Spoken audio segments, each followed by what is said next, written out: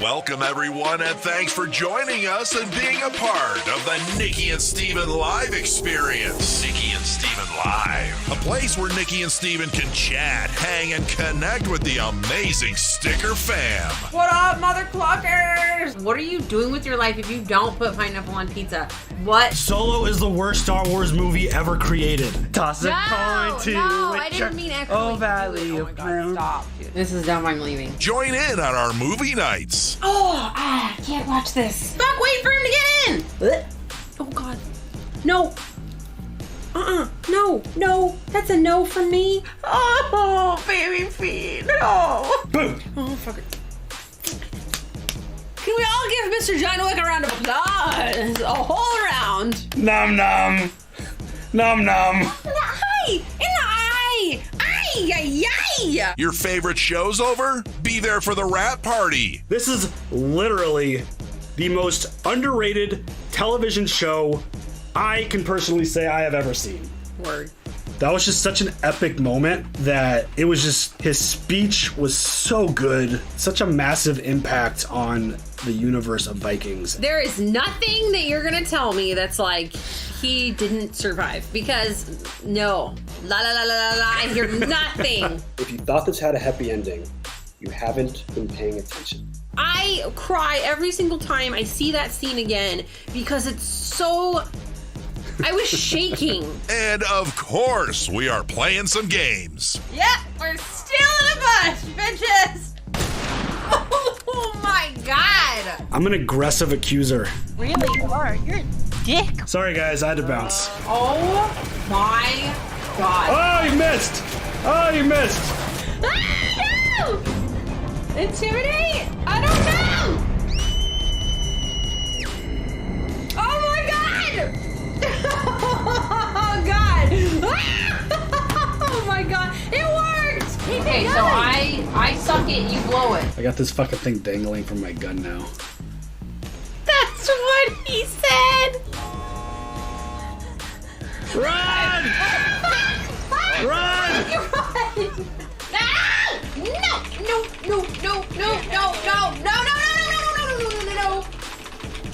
What? Bitch! Oh my God. Wow. Oh my God! Oh my God! Finally! Holy shit! Ah, shit! Oh my God! Dude, serpentine! Ah! I'm gonna pee my pants, I swear to God! Fuck this shit all day.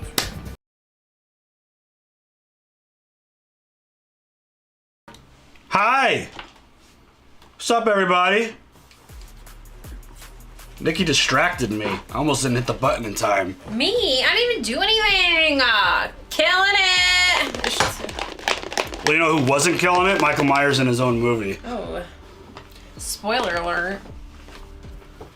What's up, friends? What's up, kids? Oh my God. I just went to the dentist today. I love my dentist. No one really actually likes the Astros, right? Oh, I don't know. You can't actually like the Astros. Hi, friends! Even people who are from Houston can't actually like the Astros. It was not great, I gotta tell you. Halloween Ends was not the best. Not the best. Oh my God, that's funny. What's up, friends? I mean, how could you... I mean, I guess they're not cheating anymore as far as we know. But Trisha! I guess if you ain't cheating, you ain't trying, right? What's up, Amber, Diamond, Geralt, Paul, Kai, Jen, Gary, Miranda, Schneck, Cameron, Dolev. Oh, you had to bounce before the movie. No worries. Noel. Oliver. Oh, hi, Mark. Top tier gaming. Hello. Mr. Boneless. Should I also call you Ivar? Is that Emil's? Or Emil? Kika? Kika's Spyro? North! What's up, North? How's it going, friend? It's better to ask for forgiveness than permission. Word. Not when it comes to cheating and taking championships from other teams. Oh my god, it's Paul Syrup! What's up, Cheese Noodle? Cheese doodle. That reminds me of The Greatest Showman. What did he call him? I think he called him a cheese doodle or something. Thanks, Russ! Thank you for the tier 3 2 months! Thank you, Russ. Please don't hint at future episodes. Oh my god, no. Please don't do that. There's a special place in hell for people that spoil. Don't do that. Let's not do that. Is that Prithvi? Hello? Where were the mods on that one? How's the new TV? It's a piece of shit. It actually sucks, yeah. Not a fan. It's very, the processes are very slow. It's why we didn't get to watch The Last Kingdom on schedule Monday night. It disconnects itself from the internet, which I don't know if that's an internet problem or a TV problem. No other TV in our house has that problem. Our other TV didn't do that. None of our TVs I'm ready do to that. return it, I'll be honest. It's an LG. Yeah. Maybe we're doing something wrong. What's up, MMR? It's not us. It's functionally glitchy and Sudden not working. impulse. Yeah. There needs to be 20. 10? I know. Guess that's what studios... What's up? Is it Purchase? Aussie? Yeah, the new TV is shit. Which really makes me sad because the thing was not cheap, I'll be honest. Did we just get like a bad one? I don't know, I'm not good with tech, no. It's do you want me to pull up the order? No. Doesn't matter. Oh my god, dude. My stomach is not feeling very good. Like the whole outer rim of my stomach is like, it hurts. It like good. burns. It's just, the processes are very slow. Like, It does things that we're not asking it to do. You click the home button, and when, like, after a few seconds, it'll go back to what you were, like, watching, and it's like, no. I clicked the home button for a reason. And it's just like... We were literally, like, on Monday night is generally our Last Kingdom night. We couldn't get Netflix to play. And it wasn't... I kept changing It wasn't the internet. I kept changing the network. Okay, well, maybe it's this network or that work. None of it was working. Yes, you guys, please, no book talk. If you want to go talk about books, the book for Game of Thrones, for Hand of the Dragon, what is it? House of the Dragon. Wow, really? I'm struggling with words. If you want to go talk about that stuff, go do it on your own shit. If it hasn't happened in the show, it hasn't happened. I don't want to hint at spoilers. I don't want you having me or set expectations for us. I don't want any of that shit. If you do it, you get hidden. And when you get hidden, you're just talking to yourself. Let's not do that. Yeah, Hand of the Thrones. Honestly, that's what this shit is all about anyways. It's all about the fucking hand. Am I right? Am I right? It's the LG Nano, some shit. It's 65 No, there's inches nothing of else. crap. There's nothing else that would be interfering with it. It's just a slow, glitchy TV. What's this one? This one was great. The Insignia TV was amazing. We just thought that, oh, we need to freaking... No, we haven't started the podcast yet. Yeah, no, we didn't do anything. Also, hi G-Man, how's it going? Yeah. No book talk at all, please. No, Just none of it. make it easy.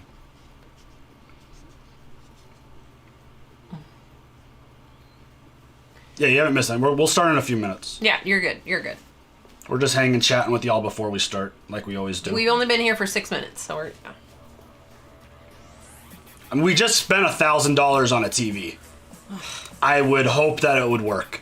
I'm gonna probably send them a message today and be like, what the actual... Please come help me. Like, this can't be right. Like, yeah, Samsung, we have a Samsung in the other room and that one was good, but this Insignia one that we had right before the LG, it's like, it was great. It was a 45-inch and we went to a 65-inch.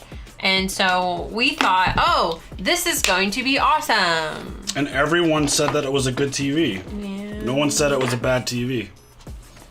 It's hard to TV shop. Thank you, Scott. Thank you. By the way, What's up, this Doc? fell off of my chair last night. I have no idea where it came from. And I'm like, Let me see this. hopefully it doesn't fall apart. It's just a piece of plastic. I know, I don't know what it was covering. It's off your Synchro Glide. Hey. This chair is such a piece of garbage. Yeah.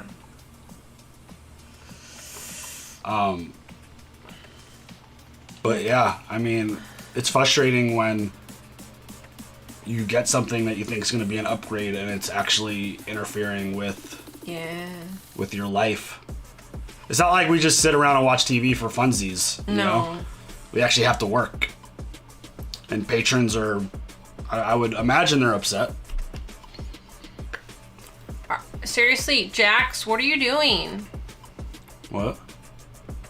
Patricia, can you go ahead and hide Jax? They don't seem to be grasping the concept.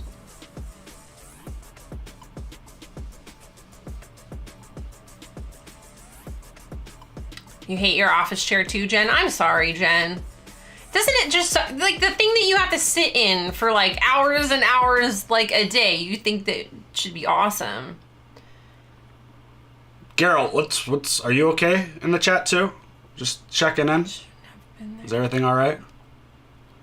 She committed. Well, they're talking about the episode, but like, just hold on. We're not there yet, Geralt. We're not there yet. Just hold on. Yeah, no party pooping. Love you too, Juan. Thank you. You could share your opinion. Yeah. I'm wondering what's going on. Oh no, they're talking about the episode, and that's okay. No, the comment is LOL. Okay, if you say so. I do say so. Like, it's my channel. I do say so. I mean, I think it's crazy that people are comparing it to season 8 of Game of Thrones. I'm just gonna throw that out there. They were arguing about the end. Hey, Maria. I did watch the latest episode. I'm sorry. I did watch the latest episode of Andor. The watch parties are getting hard because of how much impact, like really because of Game of Thrones. Because I stay up so late editing the House of the Dragon episode. On a Monday, and it basically just fucks up my whole week because my sleep, I'm always trying to catch up. Yeah. But I did watch Andor. I think the show continues to be fucking awesome. I think it's amazing. Dude, I can't get my knee. What are you trying to do? I'm trying to get my knee up there. There we go. Just don't shake the hole. Excuse me. We're going to talk about the ending a lot, I think, because I have a very strong opinion. We have not been able to watch it. So I thought about flip-flopping, like watching The Last Kingdom this morning and then doing the podcast tonight, but I realized tonight is softball night, so I wouldn't have been able to get to the computer to do a proper live stream at a proper time. So we did the podcast this morning. We're going to watch, hopefully, as long as the TV works, unless we move to the bedroom or something. Honestly, I'm about to. We'll watch The Last Kingdom tonight. And I feel bad because patrons were even like, so you're going to give us 2 episodes this week then, right? God, and I'm wish. like, I would love to, except my IRL job is still very busy. And it's why we didn't watch it last night. Because my job, I was working till 11:45 last night. Yeah. In my regular job, and then stayed up till 2:30 in the morning to get Halloween Ends posted. Yeah. What's up, Brittany? Thanks for joining us. If you ever have questions about my schedule, I'm very open and honest about it. I agree. Olivia Cook is a very good choice for Alicent. Do you remember all the dragons' names? God, no. I struggle with that terribly. I know that Renice's dragon is Malus. Oh god, I don't even know how to say it. I'll look it up after the show is done. I don't want to like accidentally spoil myself on anything, so I'll just wait. But yeah, so I have Miles who edits The Last Kingdom and the movie reactions, but I still have to go through like.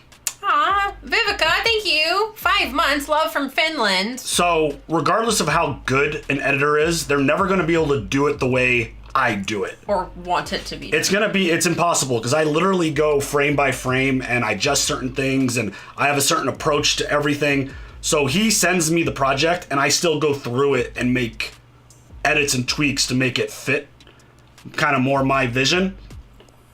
It's a very difficult thing to verbalize to anyone.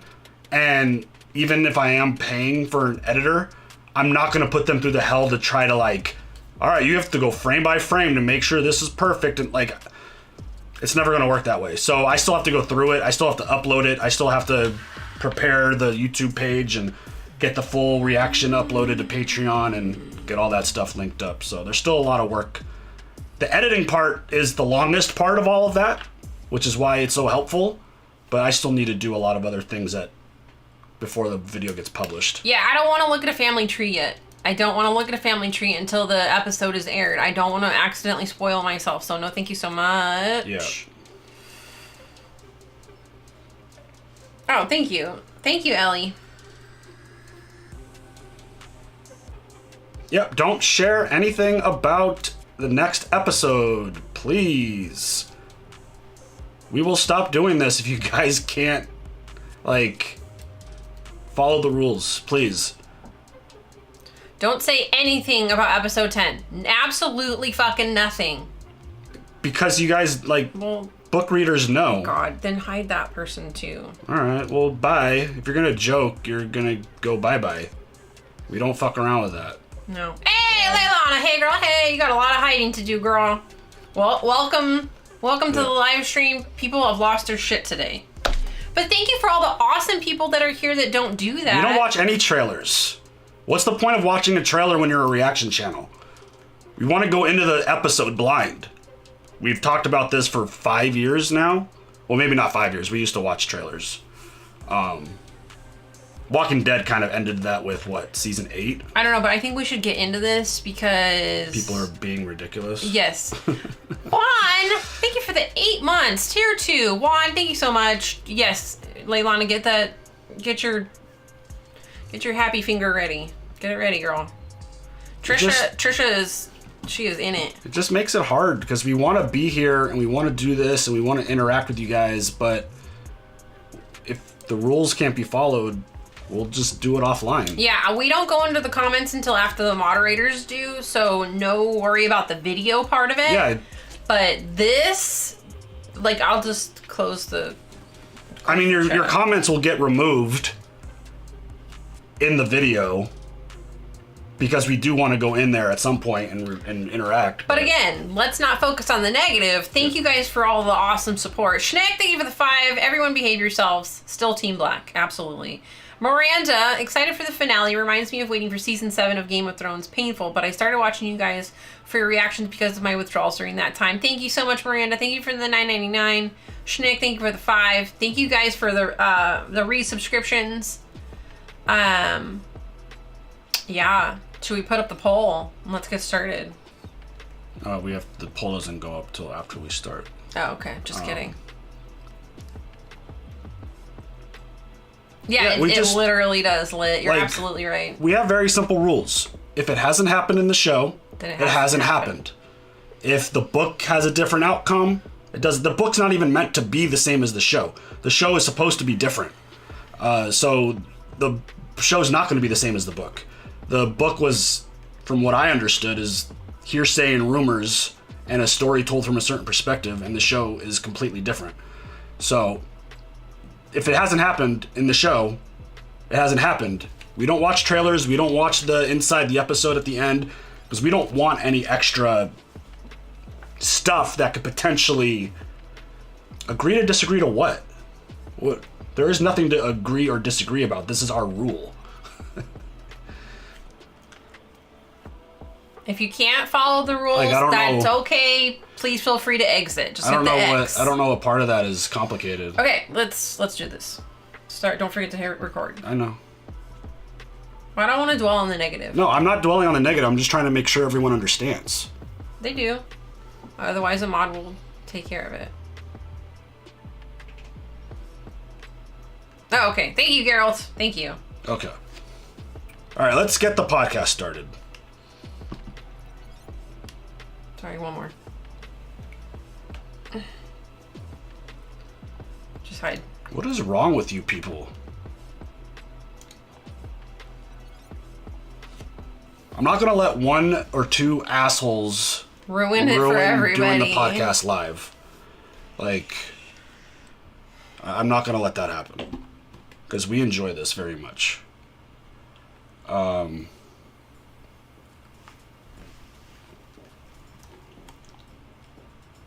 Hey, Denard, welcome. It's such a large file to record. What do you think about the scene with Viserys saying love for Aemon? Oh, we'll definitely, hopefully we'll get to that. No, we won't. Not today. We won't get to that? Okay, just That kidding. was last episode. Okay. We already talked about that last episode.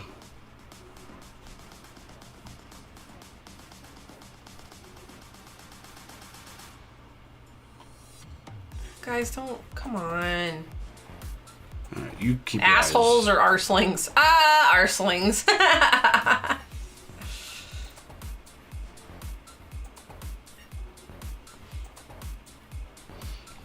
Discord server for Hot D has a channel for book readers. Oh. Not our Discord, right? All I know is from history of doing all this across all the shows that we've watched, reading the book is always just a bad idea. Well, I just feel like book readers act as though they're superior to anybody that's watching the show, and it's like, stop it. You stop it right now. Hey, Kai. There is a level of gatekeeping with certain book readers, which is unfortunate, but... Hey, Juan, thank you. All right, I'm going to start recording. All right, here we go. What's up, Dular?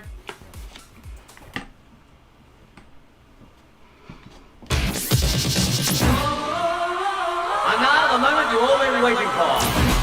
It's time again for another episode of the Stikker Podcast with your hosts, Nikki and Steven. Yo-ho! Welcome to the shit show. What's up, everybody? Another episode of the Stikker Podcast, presented by Nikki and Steven, just Yeah. because.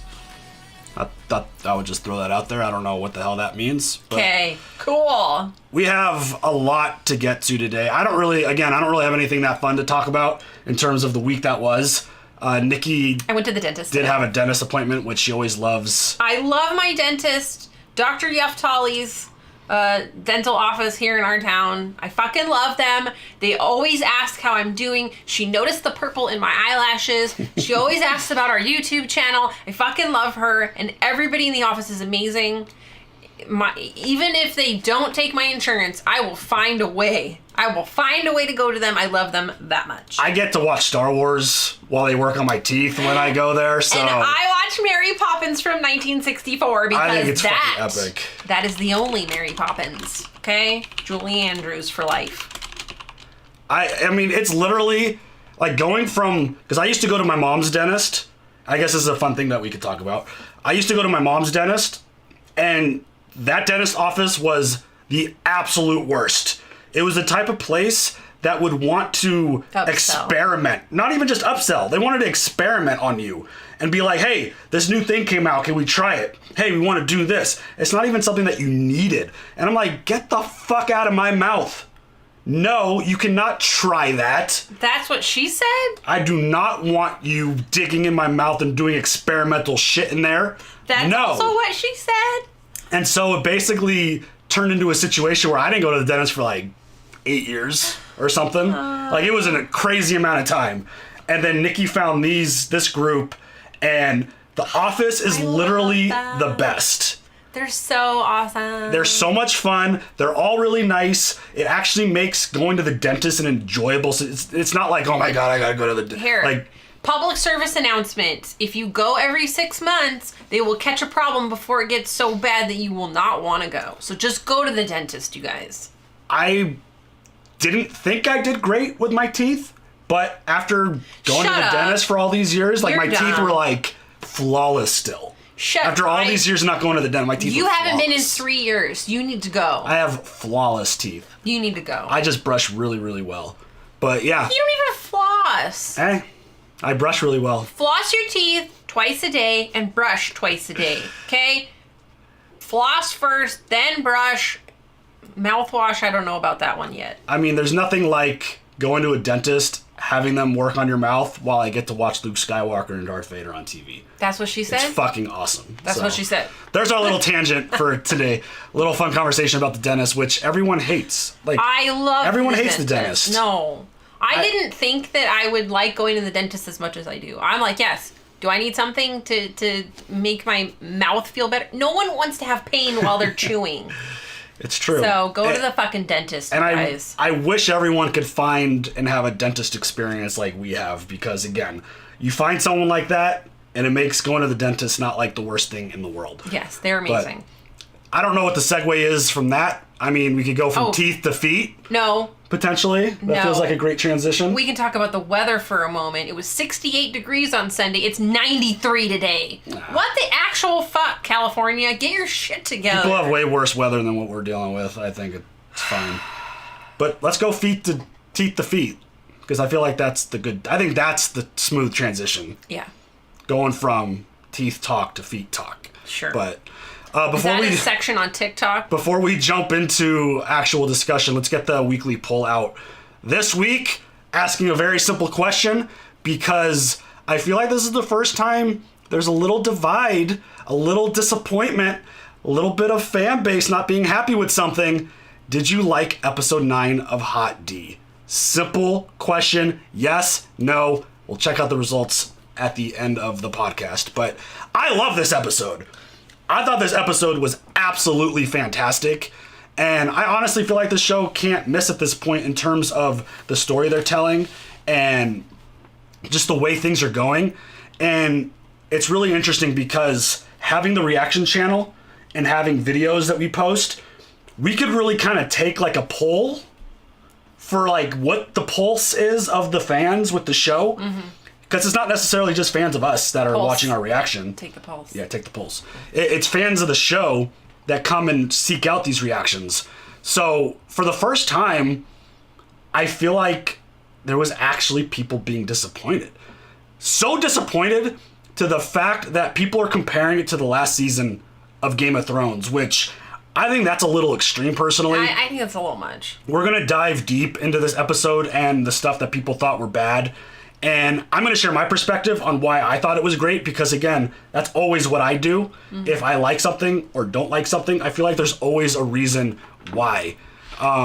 It didn't feel like a traditional episode 9 for Game of Thrones standards. Right. Which I really appreciate. You're expecting mass death. I get it. And it's one of those things where if they're trying to break us out of that cycle, I could appreciate that.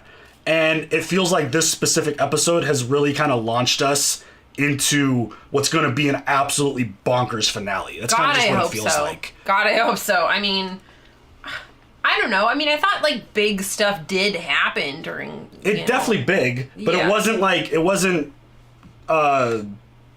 what you were season 1 episode 9. It wasn't season 3 episode 9. You were expecting a very important high level character to die, right? And I don't think that necessarily a high level character needs to die per se. Just something crazy needs to happen to them, correct? I mean, I don't think we even need to do. I think as long as the penultimate episode is setting up, like, the finale should be the banger. That should be the one that kind of leaves everyone with their jaws on the floor, shocked, and like wanting the next season. Right. The pattern of setting up, having the penultimate episode, like the Red Wedding and the Ned stuff and the Batter of Blackwater and all the other episode 9s, I think that set up a really strong precedent, which is why I think there was a level of disappointment for anyone who might have been disappointed. I mean, don't get me wrong. Did I want her to Dracarys all over them? Abso-fucking-lutely. All right, so let's just jump right into it. The thing that people are mostly complaining about is Rhaenys not burning the new king and the high towers at the end. You saw her sneak away. She went down and having this coronation at the dragon pit was an interesting choice, but it felt like the biggest place that they could fit all the people to like get everyone to acknowledge the new king. And so Rhaenys kind of disappeared, went down to the area. She went and got her dragon because we knew that was the plan. She had to get her dragon and to get out. Yes. So the end, she friggin' blows through the floor. A bunch of innocent people die, which is always very unfortunate. And then it ends with her dragon screaming at Alicent and Aegon, and then taking off. At least like throw up on them or spit on them or do something like, you know, real shit and disrespectful. But I guess you can't do that much disrespect. I think, like, obviously our reaction is like, oh my god, like, this is insane, like, burn them, kill them, they're right there. But then when you actually let that moment kind of digest, it literally makes no sense for her to kill them in that moment. It would do so much more harm in the long run to kill the brand new king and his entire family and then fly off. That I want Rhaenyra to do it. Well, she's supposed to be flying in on her dragon, pregnant and all, man. Let her take care of that shit. Let her fly in there with her dragon and be like, listen, what are they called? Usurpers? Yeah, usurpers. Usurpers? Yeah. Fuck off, Dracarys. I just, like, obviously it would be, like, there's no prediction on what this war is going to look like, what this Dance of the Dragons is going to be, but it's one of those things where, did she have an opportunity to end whatever potential conflict there could be? Sure. But we heard her talking to Alicent earlier. She has empathy. She's not a murderer. She's not going to just burn them to a crisp just because of what, like, they think might happen. The fact that Rhaenys is not that character, I think it's pretty obvious. And the fact that if she kills the king, you're immediately labeled a Kingslayer, which I can't imagine that being an actual positive thing. No, I mean, as we know. What happens to Rhaenyra's claim to the throne? It absolutely disappears. Like, they become basically tyrants just trying to take over after being taken over. Right. Because according to the people, it's been delivered by Otto that the last words of the King Viserys was that Aegon was going to take over. It's like, in that situation, it becomes a he said, she said, or whatever. And the fact that Rhaenys just blows through the floor with her dragon, she's just going to kill the entire new king and the whole situation, that doesn't work. She came through the doors. No, she blew through the floor. No, she didn't. Yeah, how did all those people die that were standing there watching? She blew through the floor. She didn't go blew through the floor. That's what it looked like to me. The door was fully intact when she left. I think she went through the door, did she not? She blew through the floor and started walking on a bunch of people. Her killing everybody, I think, well, first of all, it would end the show, pretty much, because the threat would be gone. Yeah, she blew through the floor. Okay. I watched it like 5 times. Oh. I just remembered. Oh, did she leave through the door? She left through the door. Thank you. Somehow Sorry. the dragon was able to, like, squeeze its wings and fly through the door without any issue. Cool. Like, the whole story, again, it's...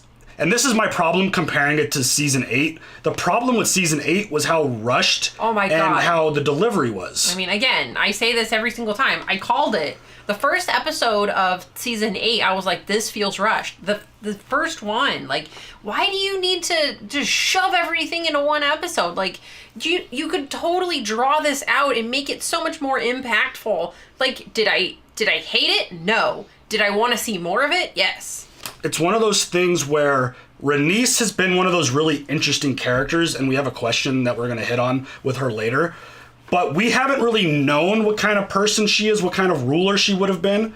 But it's one of those things where I feel like with the scene in episode 8 where King Viserys comes out and they're having the whole like debate on who should take over for Lord Corlys. Right. She, I feel like, has always kind of done the right thing. In terms of, she's like... definitely, like, despite her feelings, she respects, like, what Lord Corlys wanted. Like, she wasn't up for debating that, even though she didn't want that. Yeah, it's one of those things where I feel like she actually thinks things out and thinks of, like, the long-term impact on what is going to happen. And I think in that moment, it made more sense for her to just scare the ever-living shit out of Alicent and her family. Which I loved. and then going to the important thing is getting back to Dragonstone and hopefully letting Rhaenyra and Daemon know what's going on and kind of save them. So it's one of those things because Otto sent a crew to go have them killed fast and quiet. Right. So getting on Dragonback was important. She has to get to Rhaenyra and Daemon to let them know what the hell's going on. And I thought it worked great. I watched it like 5 times. I think the ending, of course, we all want to see dragons do their thing. Yeah. That's always going to be the case. Yes, you want to see that slow glow from behind the back of their throat and then just flames. Yeah. Barbecues all around. It's pretty wild, but like once the episode settled for me and we had some nice conversations in the Discord, which you should absolutely join and come hang out. Stikker Fam Discord is awesome. But it's one of those things where once it digested, I was like, it actually wouldn't have made sense in the moment. It's like, yeah, maybe long term you could stop this fight and this war and maybe a bunch of people dying from this war. But at the same time, we don't even know what this war is going to look like right now. Right. And Rhaenys being the one in that spot, I feel like it's part of her character development. And I don't think it would have made sense for her to Dracarys. We're going to use that as a verb. Dracarys everyone in that moment. And of course, it's unfortunate that some of the local folks had to die as a result of her getting her dragon out. But again, there's always going to be some kind of issue and death in this world when people are trying to accomplish stuff. I feel like, Aegon and Alicent, they give 2 shits about the people. I don't think they cared at all about that. Yeah, so I thought that was a really big moment. And for me, like, I understand, like, I have no problems with people not liking it, but I'm having trouble with the idea that it's bad writing and that it's like people just jumping to episode 8 or season 8 of Game of Thrones. I feel like there's still a bad taste in everyone's mouth from that, as there should be. I get that.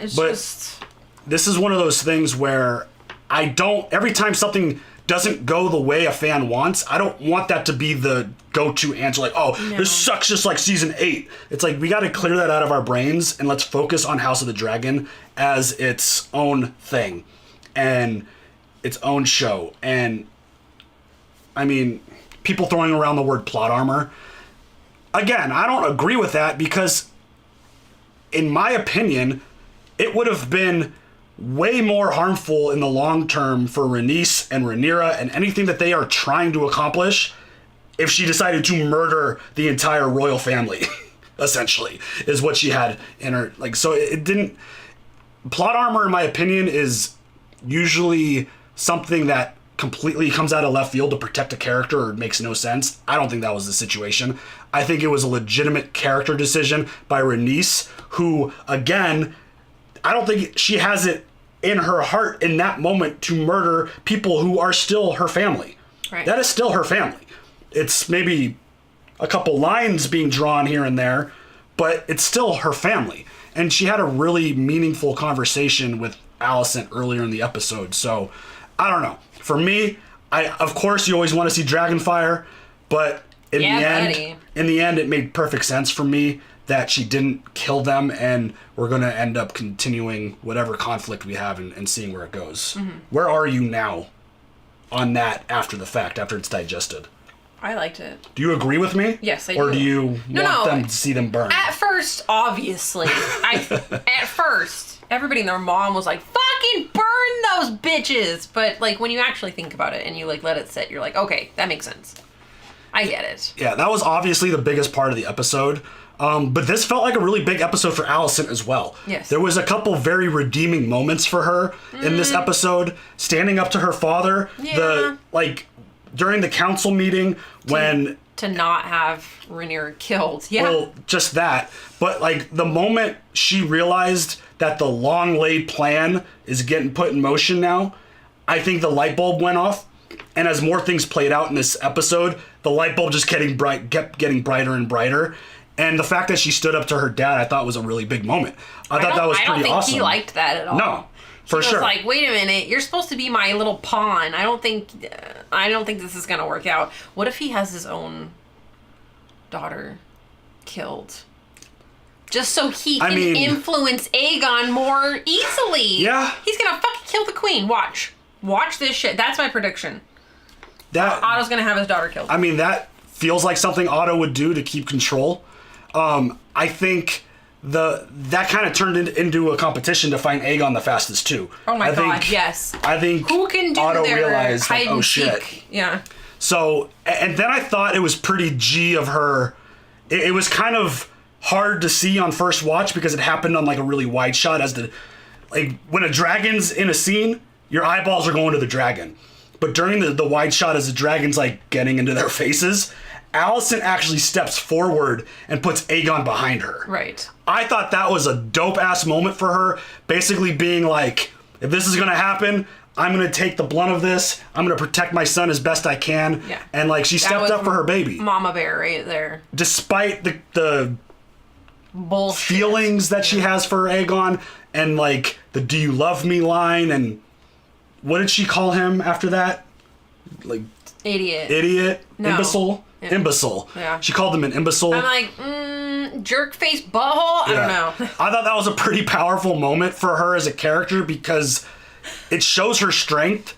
It shows that she's got some cojones. The fact that like this big badass dragon just came plowing through the floor and just marked a bunch of your people and is now standing in your face. She stood up and just like, she prepared herself. She closed her eyes, took the blunt of the scream, probably pooped her pants a little bit, and then like opened her eyes like, oh shit. Like I thought that was a really good moment. And then she's just starting to make plays to play to her advantage instead of being the pawn. I'm still writing notes. In the conversation with her dad, she was like, Aegon is now mine. He's going to do what I see fit versus Otto being the one kind of driving the ship. So I thought it was a strong episode for Alicent. Yeah. I still think she's like, again, I sympathize with her situation just because it's tough for any child to get inserted into the situation the way that she has. I don't know what you're laughing about. Oliver said Team Green became Team Brown. Oh, yes. Nikki just randomly outbursts into laughter when we're talking. Duh. So. Tangents. That is Nikki tangent reactions. Yeah, so it's just odd as I'm talking and she just starts laughing. I don't know what she's laughing about. I'm sorry. So. I have a very, very funny community. Yes, that's for sure. So I don't think it raises her up to anything different in terms of my eyes. I just continue to sympathize with her and see her position. Right. Because, again, as a child, she was inserted in this game. Her dad has been manipulating her. She finally realizes that she's been the pawn in the game for her dad. And I thought it was a really big episode for her.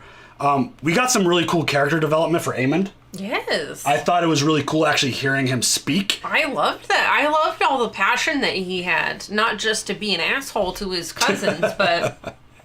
or to his nieces and nephews. Yeah. He expressed his desire verbally that he wants to be the one on the Iron Throne and not his brother. Like, I'm the one who studies. I'm the smart one. I train. I could fight. I care. Like, he cares about all this stuff. And, like, yeah. It was pretty cool to hear that from him.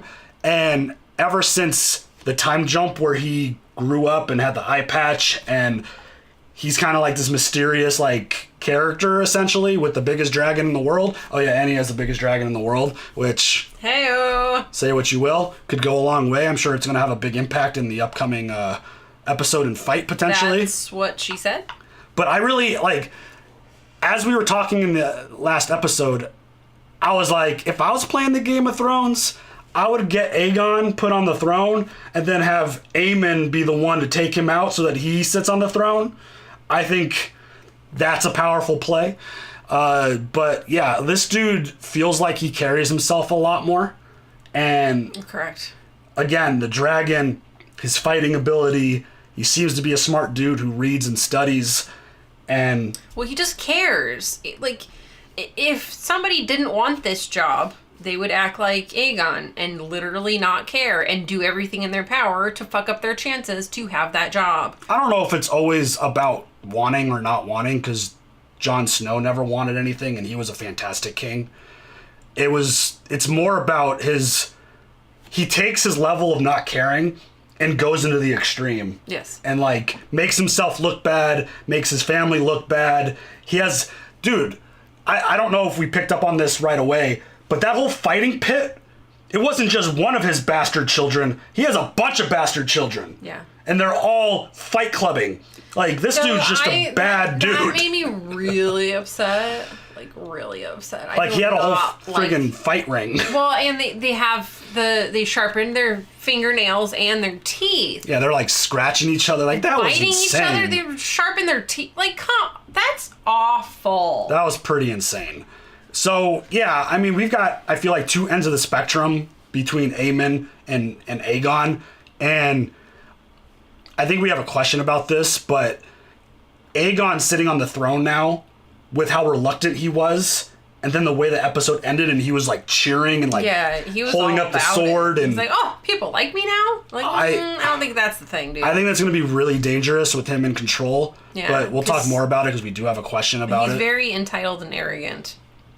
And he's got a lot of mommy issues. Oh my god. He's daddy issues too. He's clearly not loved.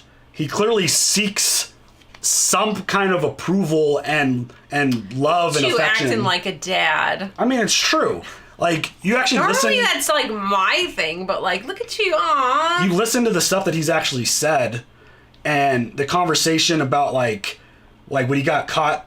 Well, it was when he was after the R word, what he did to the girl. His mom came in there and was like scolding him, and he's standing there basically naked. He's like, nothing I ever do is ever good enough for you. And well, definitely Dad. sorry, YouTube doesn't like terms Yeah. like that, so definitely not R-wording somebody. That would definitely not make anyone proud. Are you joking? Right, but my point is the words that are coming out of his mouth. No, I know. I'm not is talking he's about acting you. out, and he's seeking some kind of attention that he's not getting from his mom, obviously not from his dad. Right. And just the fact that he has this whole conversation about like, if father wanted me to be king, he would have done it. He had 20 years, and like this whole conversation plays out, and in fact he looks at Alice and he's like, do you love me? And then she's like, imbecile. It's like he's seeking some motherly love that he's not getting, and he's acting out because of just some type of approval, even if it's coming from negative Something. attention. Well, I mean, like, I feel like Viserys resented those kids, like, as soon as he realized that Alicent was just, pushed into him to, further Otto's agenda. So I feel like Viserys, yeah, he didn't love those kids. Yeah, so I mean, parents, your roles are very important. Your kids, they're going to rely on you for a lot of things. Listen to your children, And even when they're not saying anything. even in this world, I'm concerned for him because, again, he is now in the highest, most powerful seat in the entire realm. So we'll see how this goes and where his leadership goes. Oh, God. We'll see what kind of king he becomes, but Yeah. time for my favorite segment. Is it your favorite segment? Yes. It's everyone's favorite segment. So let's find out what Nikki and Steven got wrong this week. So, we had a very interesting moment between Larys and Alicent, and I think it was quite distracting, Yes. to be honest. Because after the scene, I was like, wait a minute, what the it was clear that they just put out a hit on someone. I'm like, what the fuck were they talking about? I was too distracted. Yes, there was a transaction happening, but yes, you couldn't focus on anything but the fact that he was obsessed with her feet, which, Yeah. again, you do you, boo. If you like feet, get what you want to get, okay? That is none of my business to kink shame you. Get what you want to get. I mean, he kind of blackmailed her. That part was gross. So that is gross. that part Don't of it do is not that cool. way. No. Because he was like, I just found out some information you want to know. And he was just like, I'm going to wait till you sit down and pull your feet out. I'm not going to tell you until you show me. Yeah. And It was transactional. it is my life's work now to get the nickname Happy Feet trending for him, because that is the best nickname possible for him. None of this little foot or little anything. Happy Feet. Because why? Feet make him happy. That's why, and damn it, we're going to make it happen. But we were obviously a little distracted by the scene, and it was pretty clear that who they actually put a hit out on. And it was the White Worm. How do you say her name? Masaria? Yeah. So this whole situation that played out, which this show is pretty subtle about stuff, but then when you actually watch it on like the second or third time, it's like so obvious. But there was a battle between Otto and Allison to find Aegon First. and so Laris, I fucking say his name wrong every single time. Laris. He was like, do you know how your father found him first? And so revealed this whole situation with the White Worm and Allison's handmaiden, Talia, and that's the reference to the spiders. If you guys remember from Helena random just playing with a spider and trapping the spider during one of her just random, like 3 episodes ago, one of the random things that she was talking. It was at... That's probably the spider that we're talking about. Elena's funeral. Yes, at that moment. So Allison's handmaiden was mentioned, and Lars was like, it must be taken out at the head, which means the top, the leader, the one in charge making the calls needs to be taken out, and that's the White Worm. And I actually have a question about that particular... that was the building that was burning. No, I get that part. I have a question about... so killing the White Worm, does that mean that the kids are still going to be fought? Like they're still going to be used at Fight Club? I don't know if he would hold up that end of the bargain. That was her agreement with Otto. Right. I'm going to tell you where he is, but you have to stop this fighting ring with these children. And since a hit was put out on her, does that mean the children are still going to have to fight each other? I don't think Otto gives 2 shits about that situation at all. No, he doesn't fucking care, which pisses me off. So if she actually is dead, which we have a question about that we're going to hit on right now, no, I don't think he would live up that end of the bargain. He has a focus, he has an agenda, he's going to follow through on it. But yeah, it was really obvious watching it a second time what exactly that meeting was about. But the damn feet thing just kind of like, wait, what's happening right now? Oh wait, what did they just say? What were they talking about? Damn it, I totally missed it. But we have a question that kind of hits on this. Okay, Miranda, do you think Miss Arya is dead? Looks like Otto had her house out to fire. Wait, what? And if not, what are her next plans? I think she would put a hit out on Otto. To be I think there's a 0% chance. Dead, there's a 0% chance she's dead. There's no way. There's absolutely no way. She would have known it was coming. She appears to be way too smart and way too ahead of the game for her to not expect something to happen when you're making a deal with Otto. I love that moment where Otto basically is like putting her credibility into question. Mm-hmm. And she just looks at him and be like, my condolences to your king. And Otto's just like, oh damn. Yeah, she knows. And then he just like waves in the money to come. Like, all right, you could pay her. She knows her shit. So yeah, I don't think she's dead. I think she's got a lot of big plays going on. And again, I feel like she's 2, 3, 4 steps ahead of everyone else. There's no way Otto was able to get her assassinated and killed. What do I think her plans are? We shall see. I have no idea what she's up to. I don't know who. Like, I feel like obviously her plan is to get the children Flea Bottom taken care of. Yes, but I also... Taken care of in a good way, not the bad way. Yeah. Not that way. Yeah. I want her to put a hit out on Otto, I'll be honest. I mean, it feels like she might have that ability. I mean, we've seen the little birdies in the other show handle some business when they had to kill somebody. Her little spiders could potentially have a lot of control of the situation. Give a bunch of toddlers a knife. Yeah, exactly. I am a little concerned for the handmaidens because they're essentially a pawn in this whole world because... Ooh, they're gonna die. Talia's probably not gonna make it. They have the closest connection and contact with the most important people. Right. They're always kind of in the room as stuff's happening. And so, yeah, it's a tough thing. But dead? Absolutely not. And again, it was one of those things, seeing that building burning, you're like, wait, what the fuck just happened? What was that? That was her place, so it makes sense. Before we jump into the poll, we have another...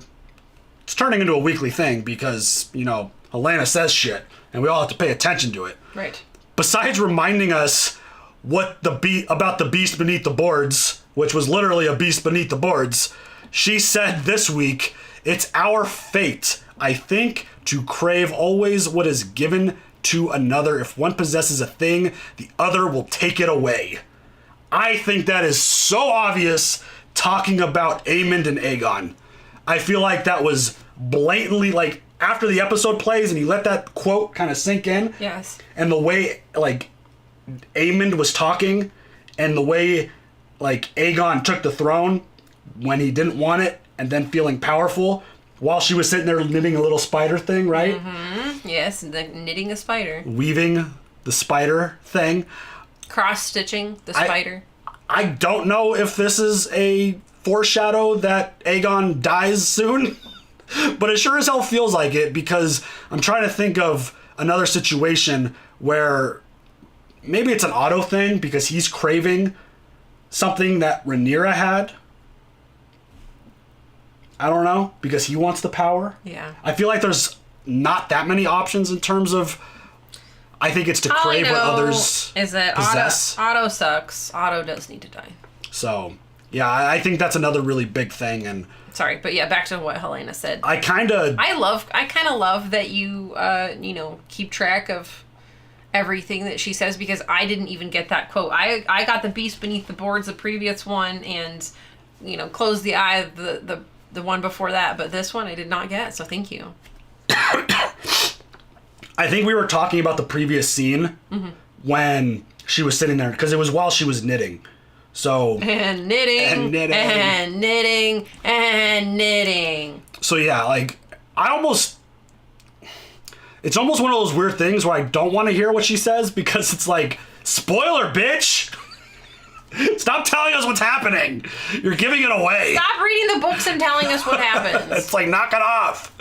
But let's go jump into our poll. Look at you guys, 304 votes. Love your faces. The simple, did you like episode 9? And once again, the YouTube voting system is broken because the math doesn't add up. But 87% said yes, they did like episode 9. So yeah. that, 12% said no, and 87 plus 12 is not 100. That's not it. So, where's that 1%? Oh, hi, Uba. Hey, 300 people voted. How about we get 300 likes? Yep. Huh? Hit the like on Hit that like button while we're here. On this live stream so that it, improves the algorithm. Thanks, Yeah, y'all. for sure. And Uba is back in the behind us snoring. He's not feeling very good. He's having a flare up with his FHV. So, poor baby.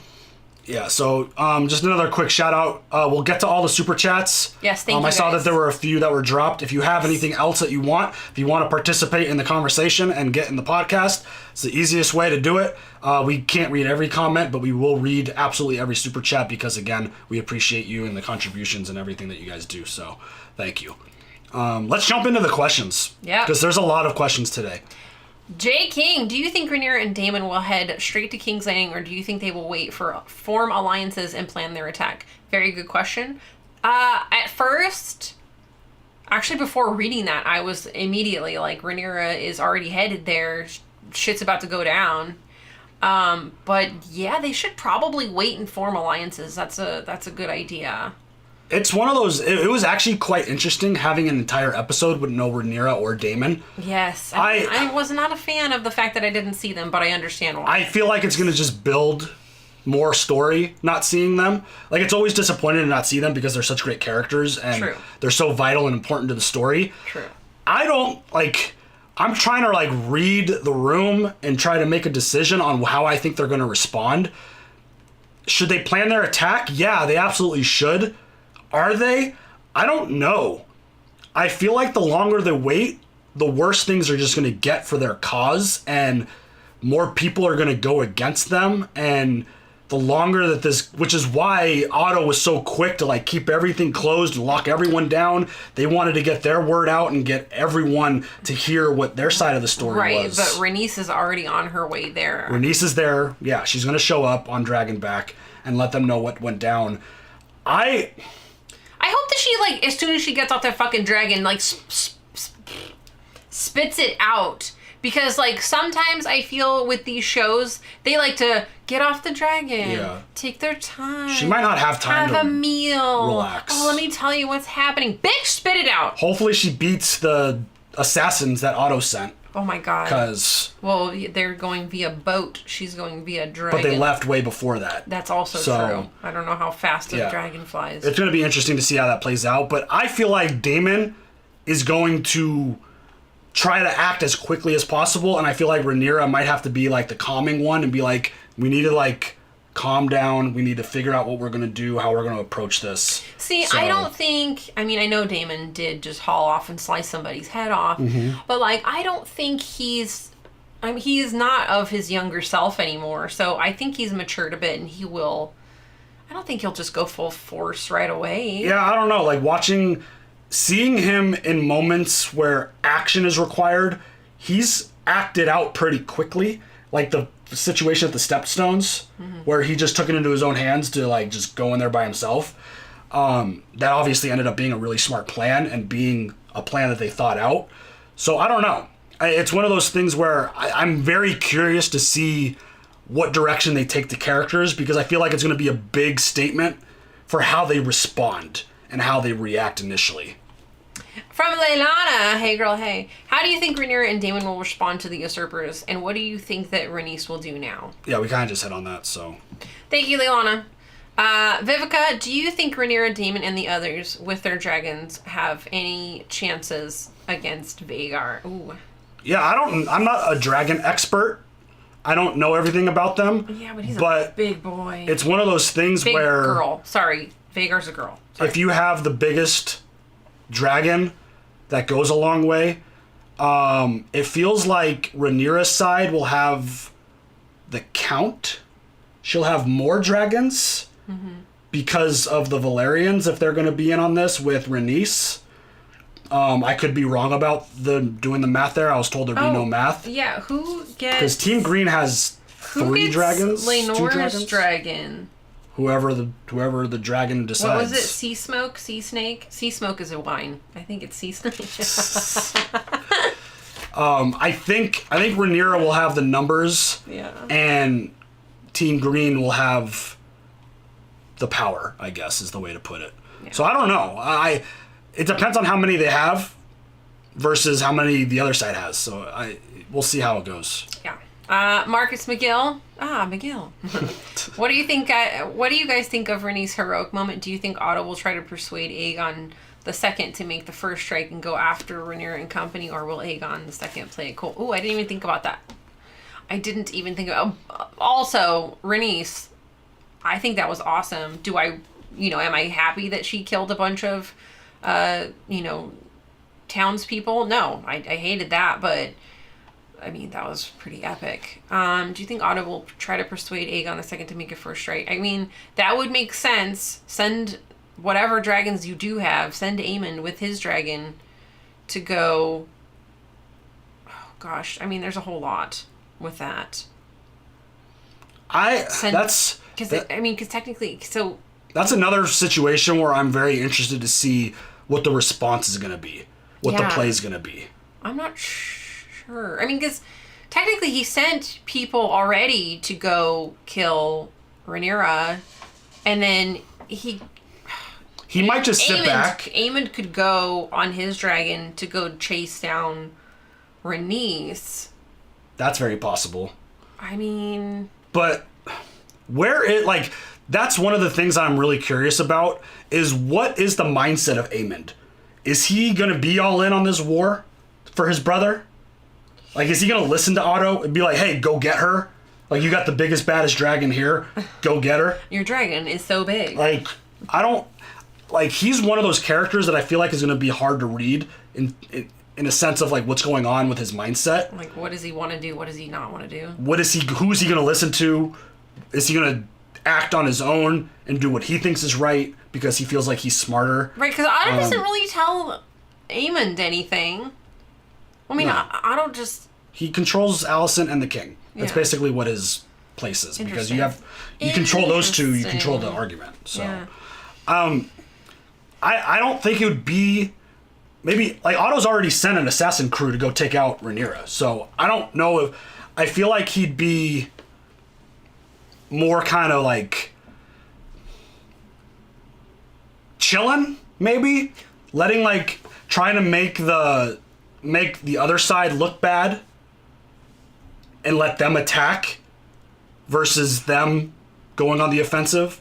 I don't know. I think the whole situation is interesting because on all sides, I feel like it's hard to read what the next play is going to be. Because I know what I would do. But I'm not sure what Daemon's going to do. I'm not sure what Otto's response is going to be. Right. I don't know what Rhaenyra... Like, Rhaenyra could either fall apart emotionally or get really pissed. They're Targaryens. There's fire in them. So, I wouldn't be surprised if it's pure anger and I'm going to go fucking burn them all down kind of thing. But I don't know. We'll see. All over the place. North! At this point in time, who would you rather see as king? Aegon or Aemond? Aemond? Aemond for sure. Aemond is more level-headed.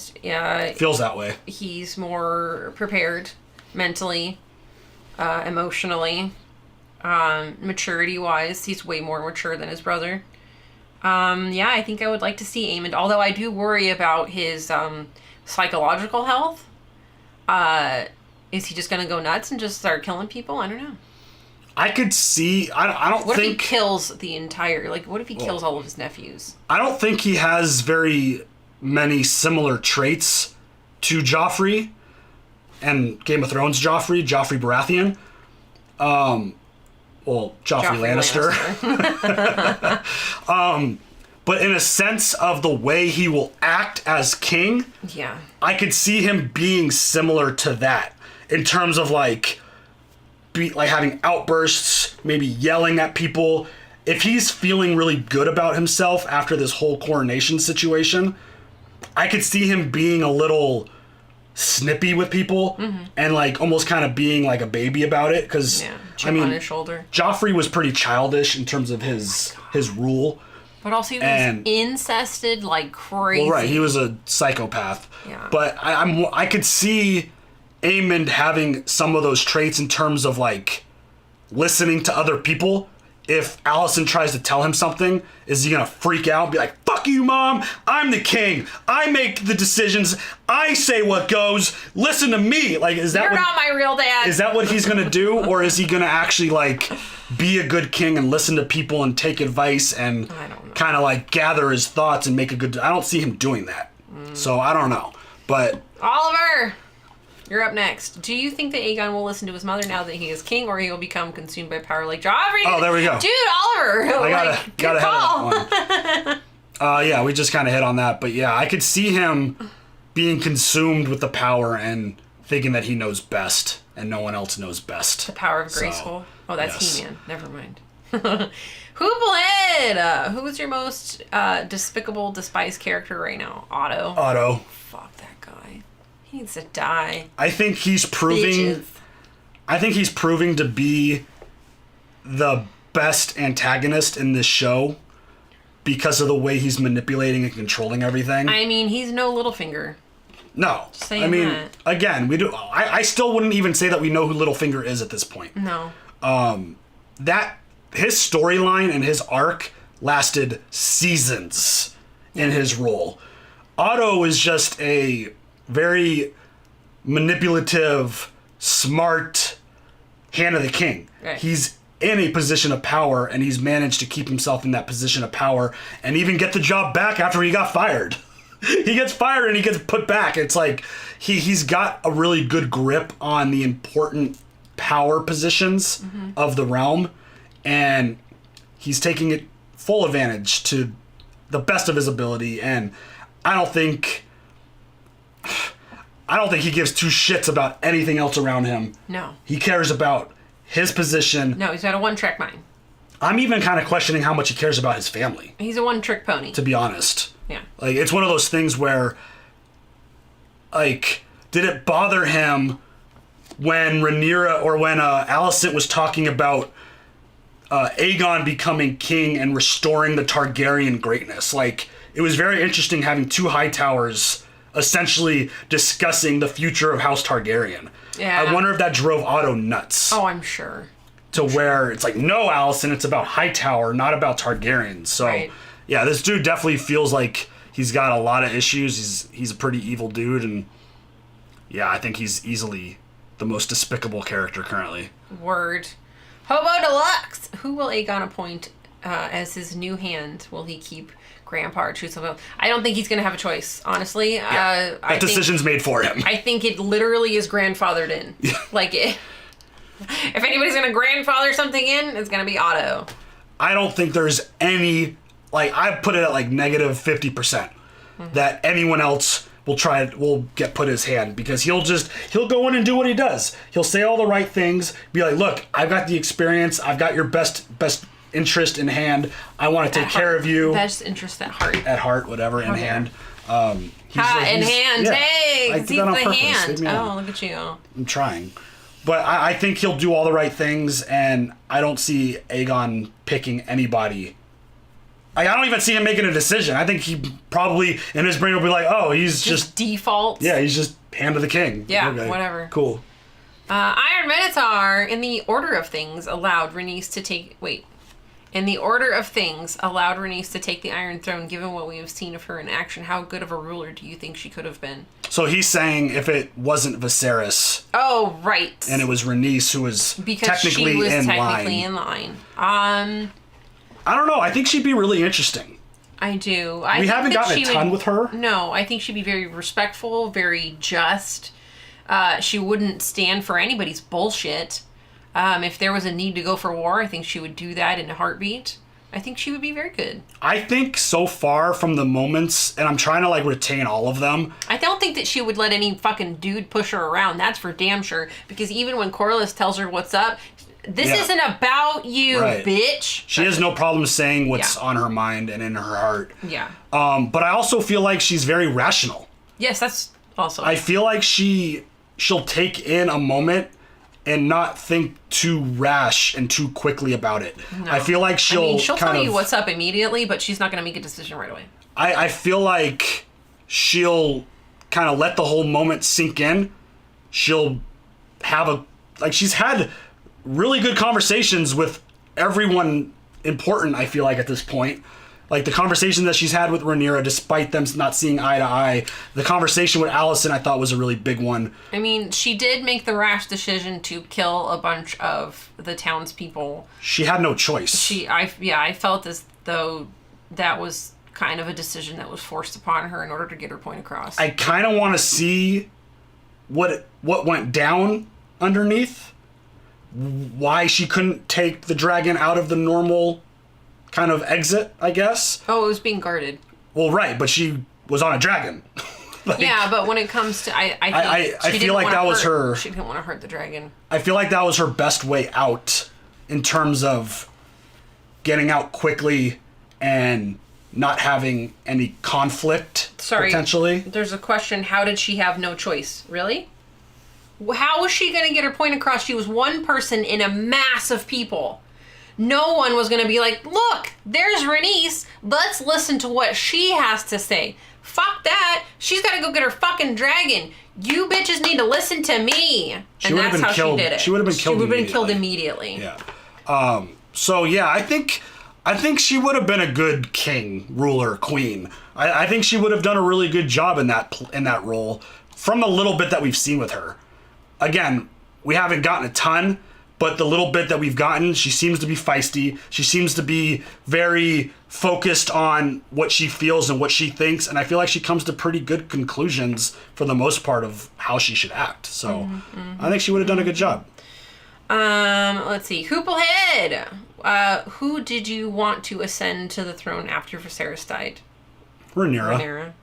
But, I mean, what kind of show would it be if things went exactly to plan? Right. It would be nothing. I mean, with the way Viserys went out and the way Viserys had his wishes and the way things kind of went, yeah, I think Rhaenyra is the rightful heir. That's what he wanted, and that's ultimately what I thought made the most sense. Because it was his words. It was his wishes. He's the king. He gets to make that decision. But on the flip side, the firstborn son of the king in this world technically is the one who should be taking the throne. So who did I want? Alicent. That's the answer to the question. You wanted Alicent to ascend the throne? Or no, Rhaenyra. Oh my God. Sorry. I had a hold on. No, I'm thinking of a question for something. And it's gone. Okay. Dular, notice how Helena is looking in odd directions, different than everyone else. Yeah, she sees shit. Yeah, she's very observant. She's very observant. She has no like interest in worrying about what everybody else is worrying about. She is observing everything else that no one is noticing. And I think she actually legitimately sees things.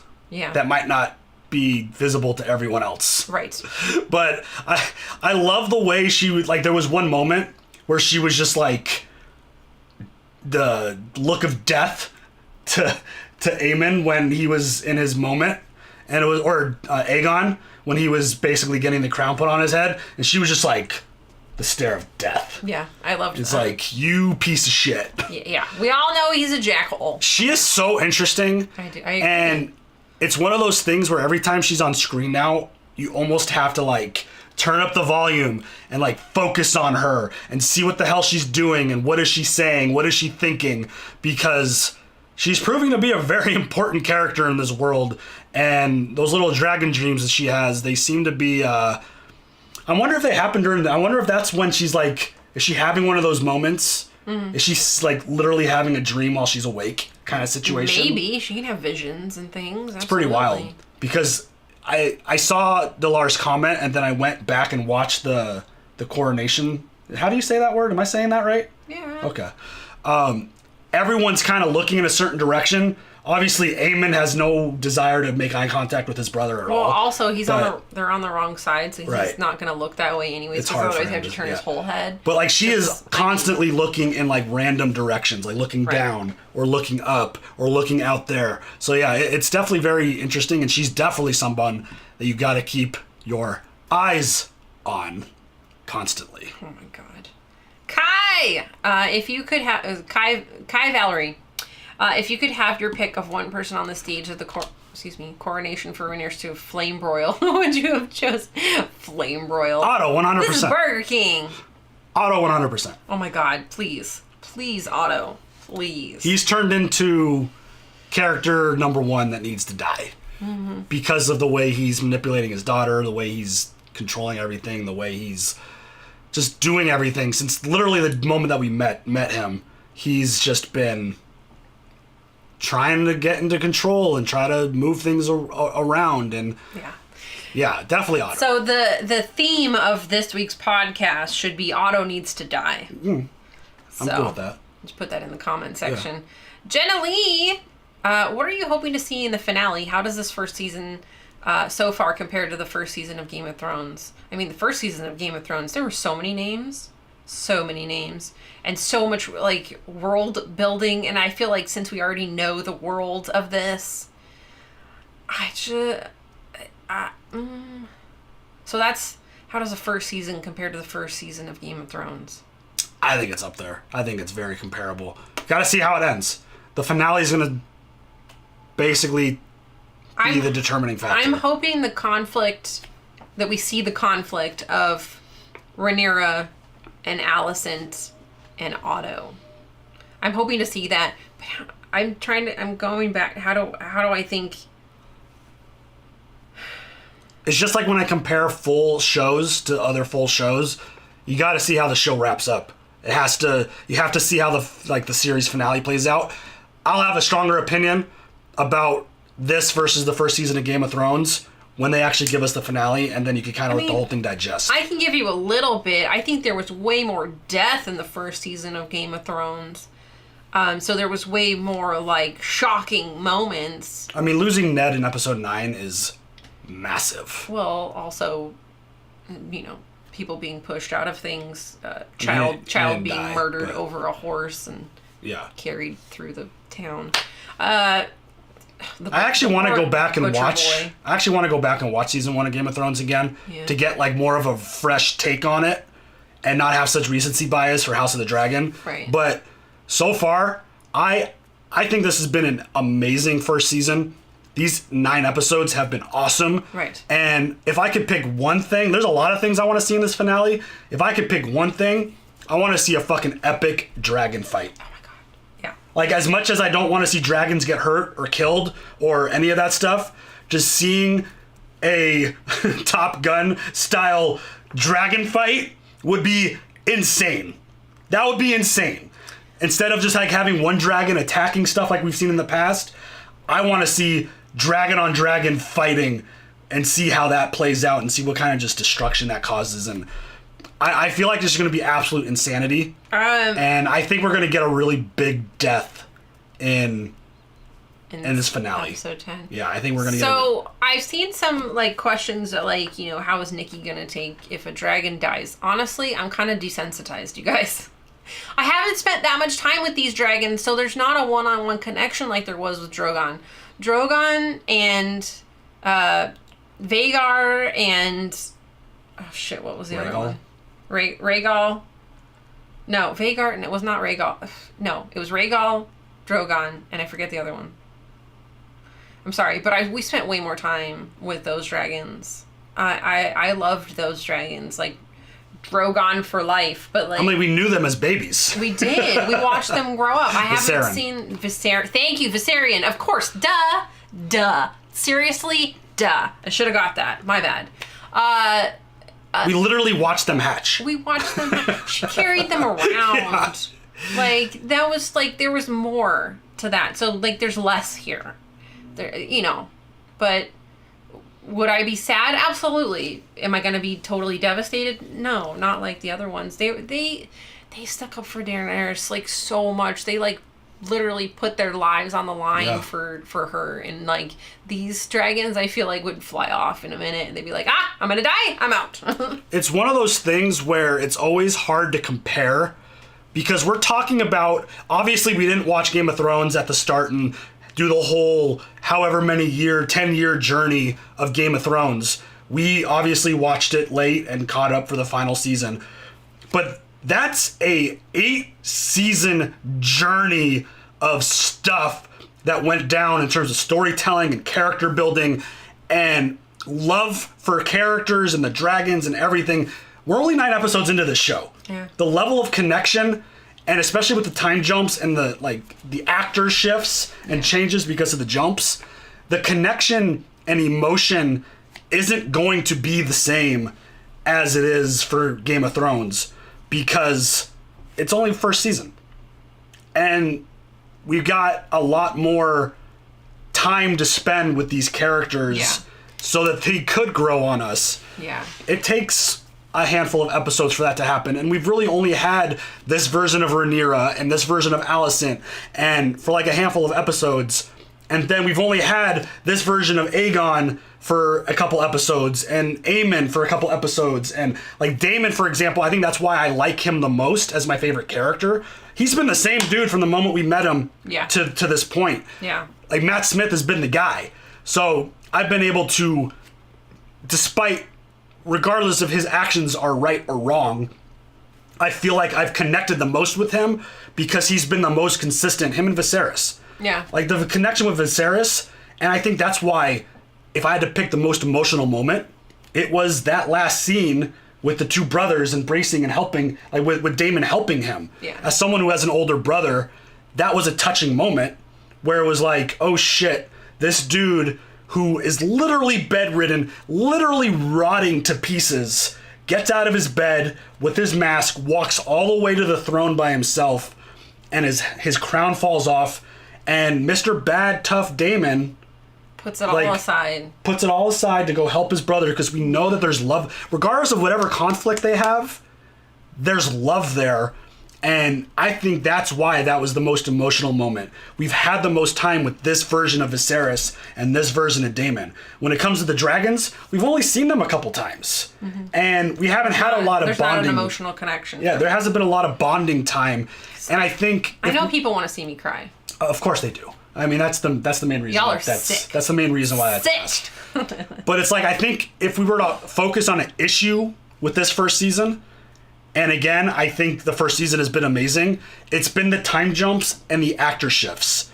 Because when you take a character and you put a new actor in their place, it changes things. You have to get reacquainted with them essentially. Right. And learn how you're going to love this person, because young Rhaenyra is different than older Rhaenyra. young Alicent is different than older Alicent. Different facial And expressions as well. just different. They're different people, like literally, despite them playing the same character. Right. So the level of emotion is a little harder to get on board with, just because the reason why Jon Snow was my favorite character, as I'm rocking his shirt today, and why we got so mad at his death was because we had so much development with him. We had so much time with Jon Snow, and we got to fully understand everything about him, who he was, what his character development was all about, who he was as a person, as a leader, everything. And that's why we loved him so much. Right. I think we'll get there with these characters. I'm hopeful that we don't have any more big time jumps and, actor swaps, so that we could actually get all in with these characters.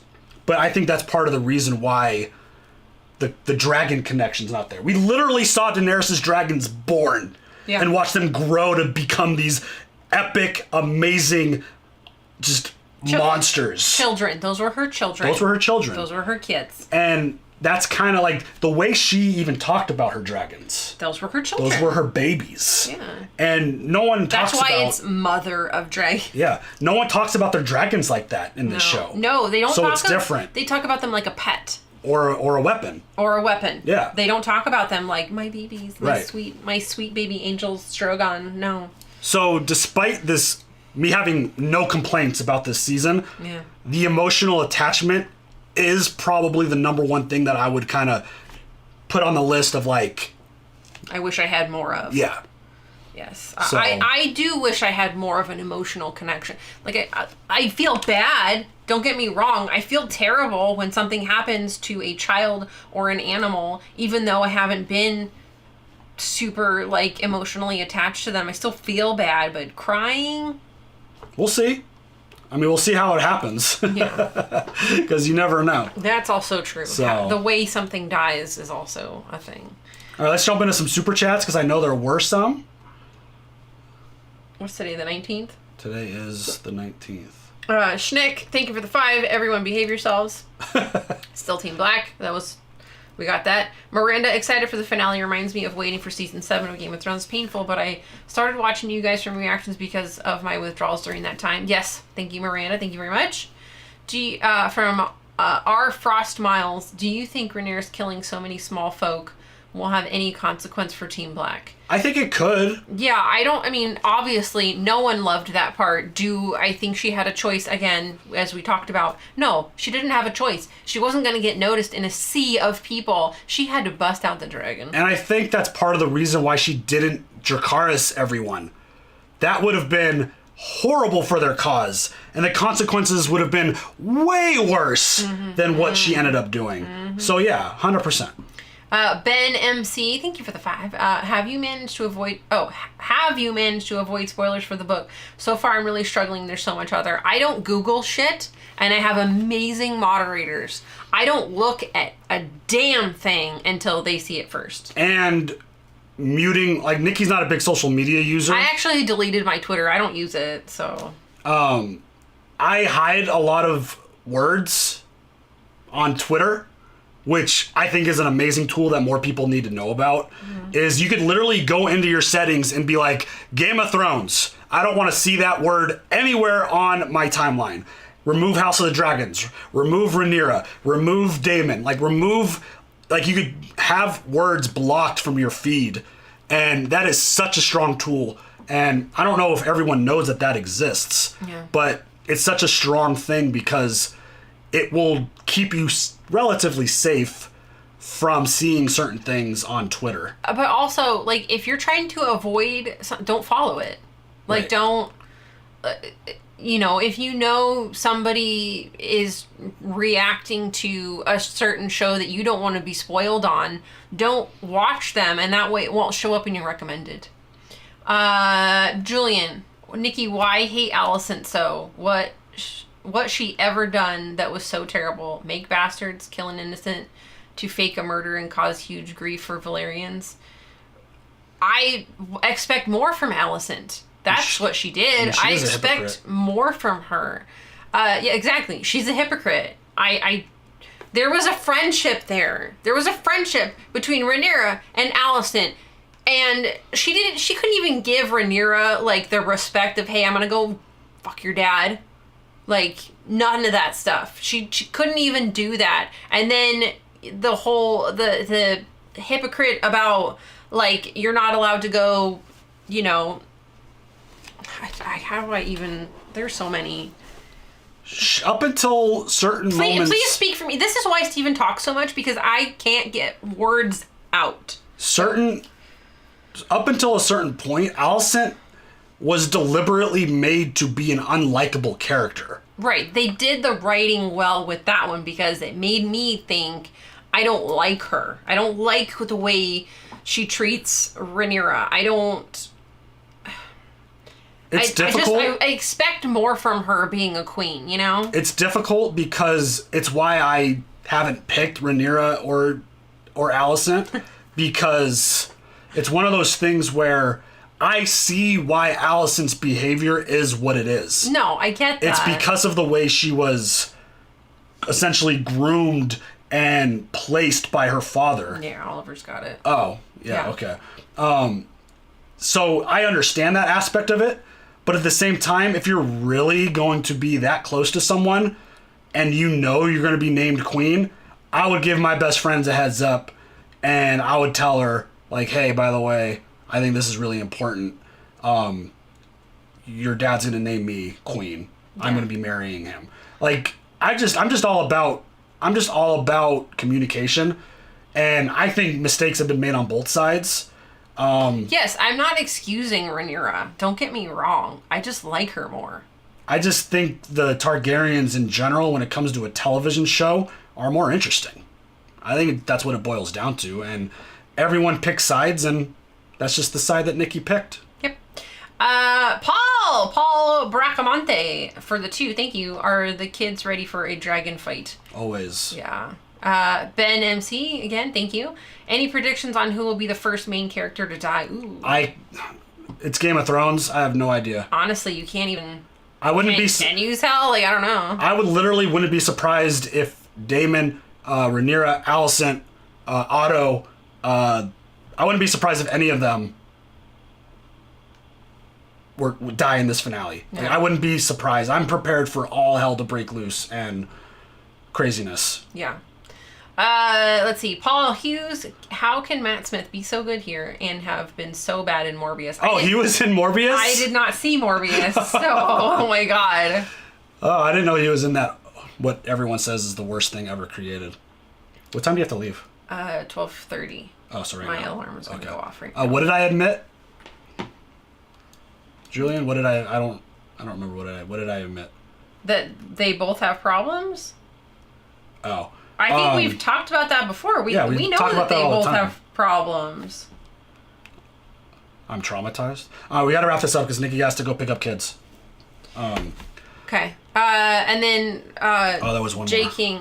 I actually forgot there was a stream today, but I'm so happy there is because it's my birthday. Happy birthday! You're not supposed to be paying us. Thank you, J King. Happy birthday, everybody! A happy birthday emote for J King. Thank you so much. And thank you for everybody that was, positive, no book spoilers, no spoilers in general. Thank you guys for always having our back and all the support, and you guys are awesome and keeping the chat positive and listening to each other, not jumping on each other. I really, really appreciate it. I'm so glad that we can have these conversations and discuss our favorite show because the passion is there, and I see that with you guys, and I appreciate you guys having civil conversations with each other and not being shitty. So, and understanding that we're not experts and we're just fans like you guys. And we are just, literally just fans, just like everybody else. We're going to get a whole bunch of shit wrong. I'm going to get names wrong, even though I write them down. I appreciate my own notes, though, because thank goodness, because I would get no one's name correct. But thank you guys for That was everything. a lot. That was a big episode. That was a lot of stuff to talk about. Just quick, yes or no.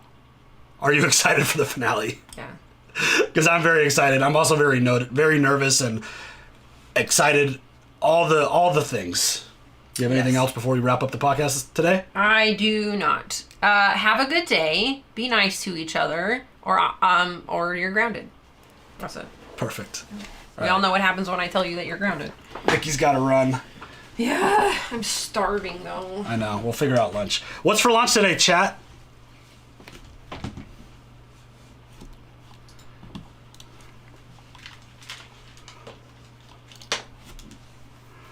Hey, don't forget we have an extra kid today. Yeah. What time do you get home? Like 1:30? Huh? Like 1:30-ish? Like 1:20. I'm so hungry. I'm so hungry. I'm just starving to death. I'm wasting away to nothing. I'm gonna look like Sam here in a minute. Yes, I did watch Andor. I put it on while I was working last. There was no way I was gonna get up this morning. Bless you. There's no way I was getting up this morning to do a watch along. I feel bad that we didn't do a watch party, but we'll get one for the next one.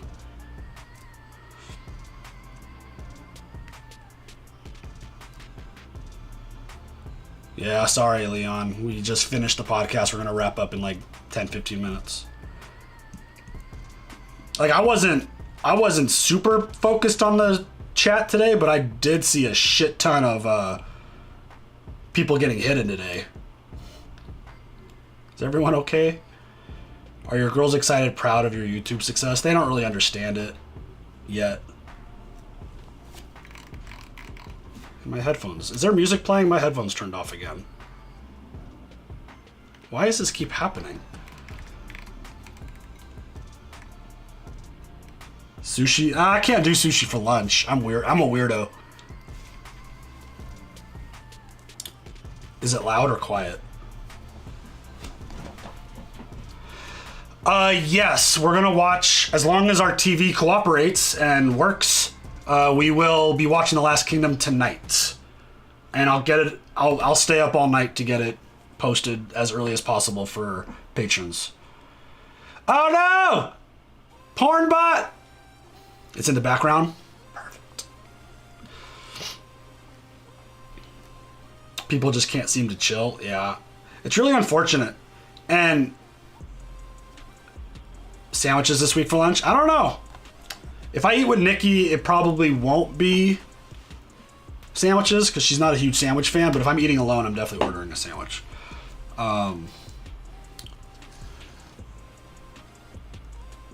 Like people, the challenging thing is that everyone has their own personal opinion with what a spoiler is, when in reality it's the viewer's rule as the creator of and the creator who makes content for this channel and the other channel.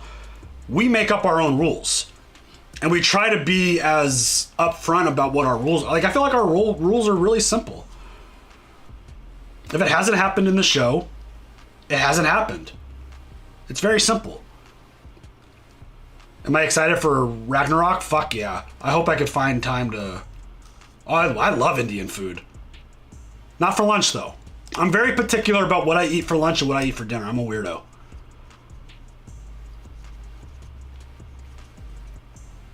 Panera for lunch is... I like their barbecue chicken sandwich. Delicious.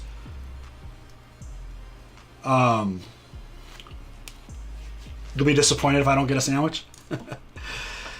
What's your favorite takeaway food? What's takeaway food?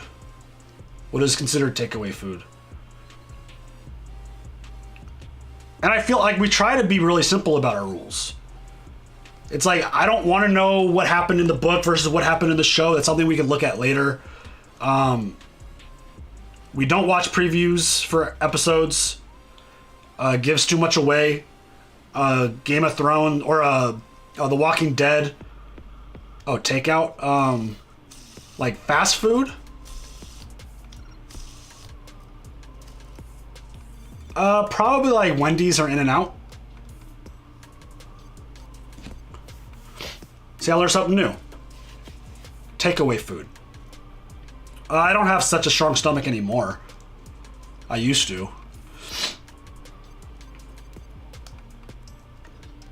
Dinner is for, like, I don't know if heavy is the right word, heavier foods. Like sushi, steak, pasta. Thanks, Oliver. Like for lunch, I like sandwiches, salad.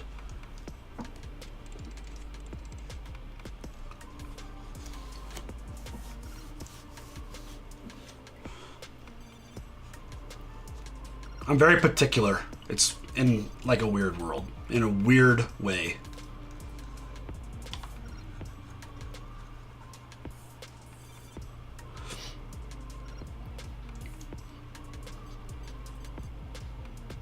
Well, I feel like I eat more for dinner too.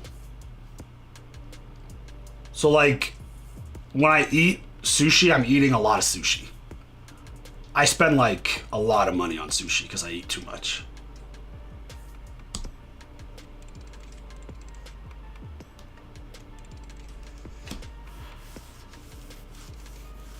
Like I'll have like a nice steak bowl. Steak and rice. For lunch.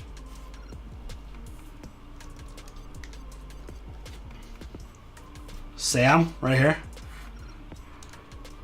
I mean, I prefer just regular cut sushi, but if I ate enough to actually fill my belly and be hungry and satisfied, I have to eat like 10 pieces of each sushi that I like. I don't cook, no, I'm not a good cook.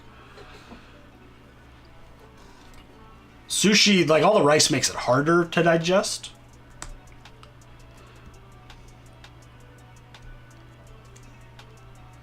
You followed for a while, and Nikki's love for animals, whether real or dragon. It's really touching. Yeah, she has a very special connection with animals, so.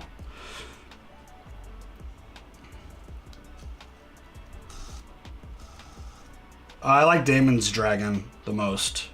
Cyrix, is that right? Exactly. Dinner is a more substantial meal for me because afterwards I want to hibernate and go on the couch like a bear. Exactly. If I have a massive lunch, and this always happens when I like have lunch with my parents. I'll have lunch with my parents and then I'll be so full I don't want to do anything for the rest of the day. I'll be out of commission.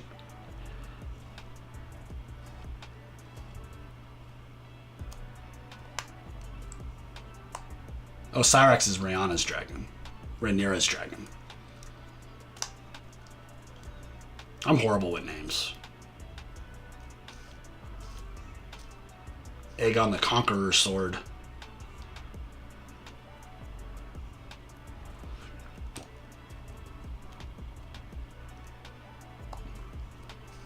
Well, especially like on a day like today where I have a 3-hour softball practice that I'm going to go help with.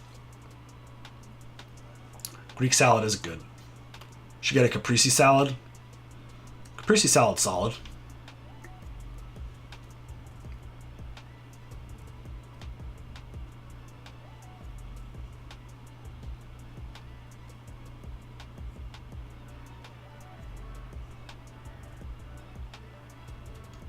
Do you identify with Damon as a girl dad?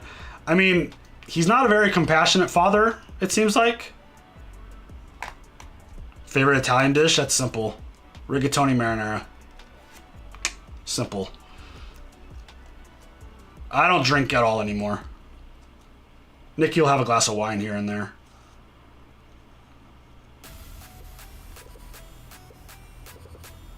I binged all of The Last Kingdom in a few weeks. I admire restraint in saving them for reactions. We don't have a choice. We couldn't binge it if we wanted to. We get that question a lot. People are like, how have you not finished Cobra Kai? I'm like, because we got a lot of shit going on. I hate that it takes us so long, but that's our schedule, that's our life.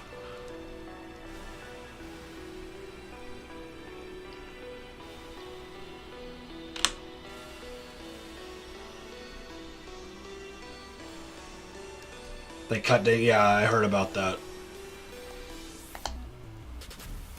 Never seen Orphan Black, no.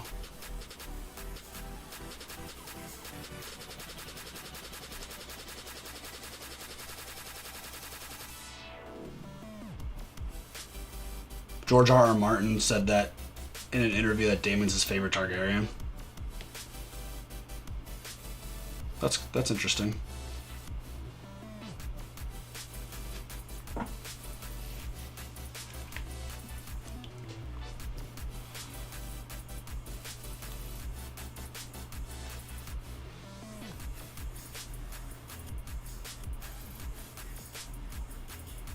Hey, hit that like, but let's hit 200 likes today. That'd be a nice little accomplishment.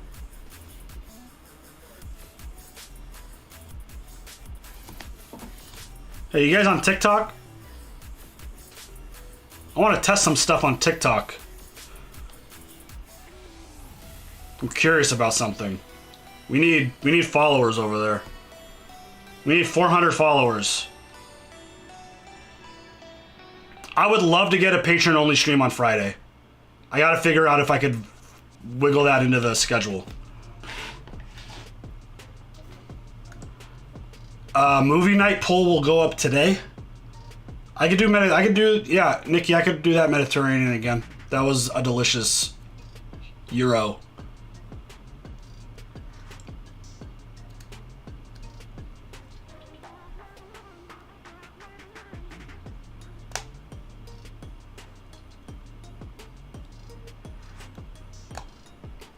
One thing I don't understand is if Aegon was the son of Viserys, always dreamed of having, how is he so deprived of love and attention? Because he didn't give him any love and attention?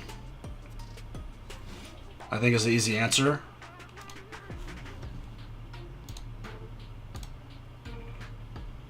Movie night poll will be Werewolf by Night, Hellraiser 2022, The Evil Dead 2013, Terrifier, and 10 Cloverfield Lane.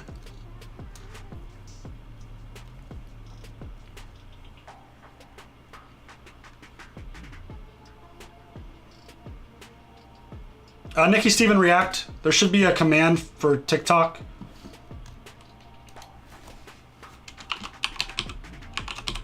Let's see if that works.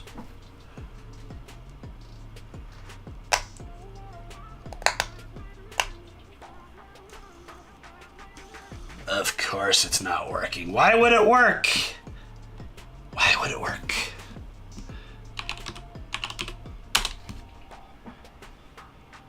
Why didn't Viserys show the prophecy with Aegon too? Maybe they weren't close?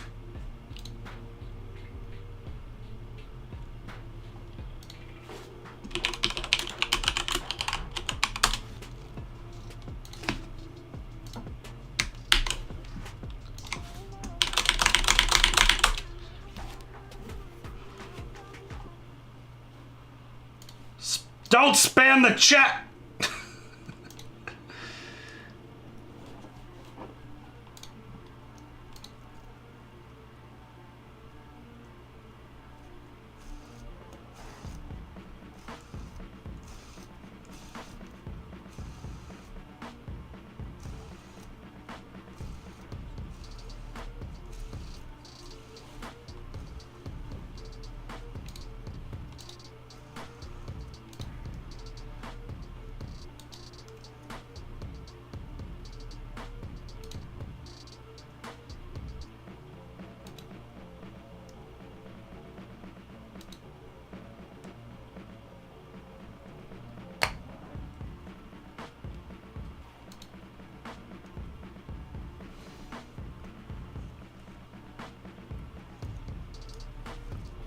Very impressed with you guys getting House of the Dragon episodes up so quick.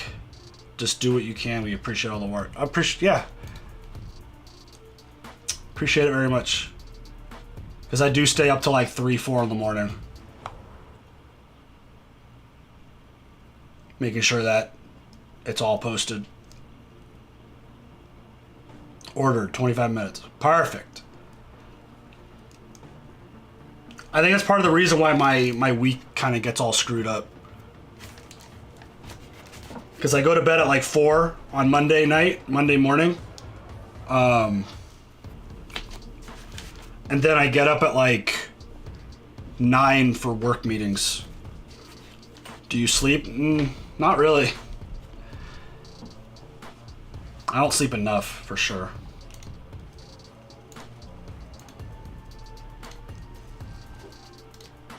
Am I getting faster at editing? I don't really try to be fast. If that makes sense.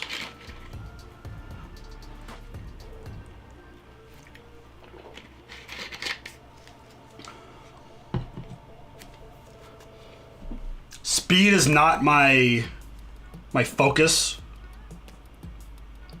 Mistakes happen when you try to be fast.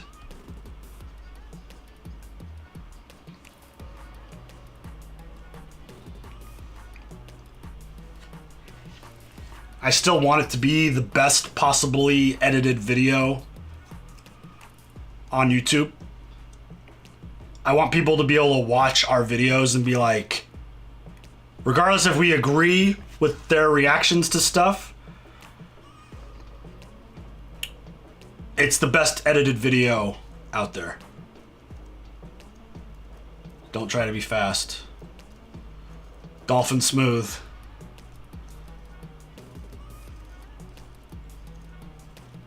$200 likes? Yeah, buddy, let's go.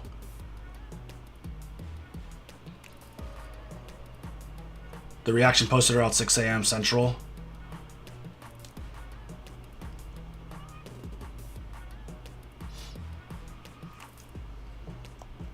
You are the best around. Thank you. We do our best. We try our best.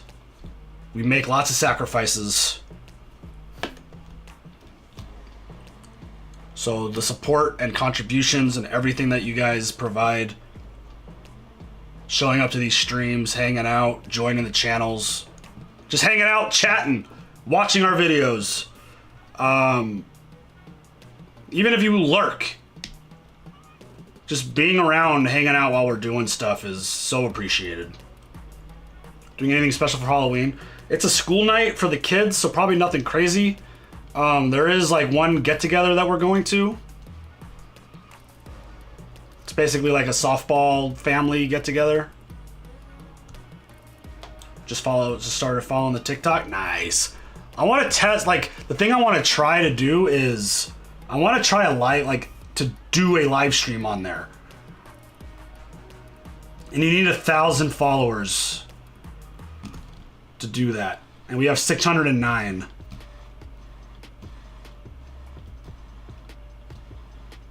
Hey, lurkers are important too.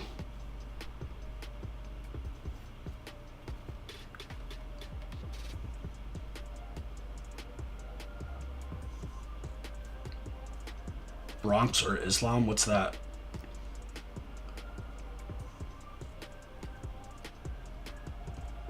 And I feel like, and this is just from my point of view, because of the way we do watch things, where we spread it out more and we don't binge watch it. Like, I'm not a big fan of binge watching things regardless, but I feel like it really allows for the shows and the episodes and the stories to like burn into our systems. Like it's one of those things that we get attached to what we're watching and we let it play out because we don't just power through it. I know it upsets some people that we're not watching certain things fast enough, and that's kind of the issue with Netflix and how they drop all their shows or all their episodes all at once. And also with society, there's not a lot of patience anymore for things. They want like instant gratification, which I understand.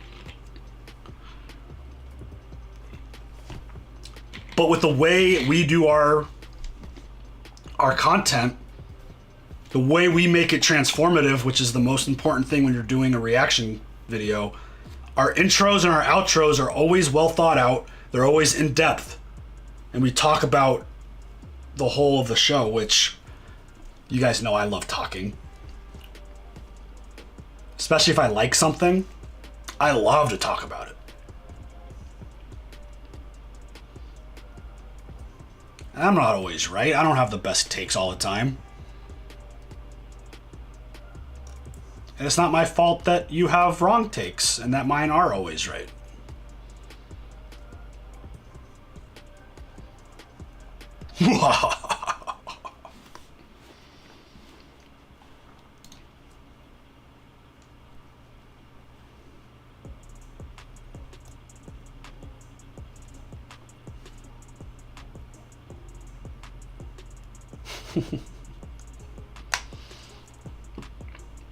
I've made it a very focused effort to put chapters in all of our videos now.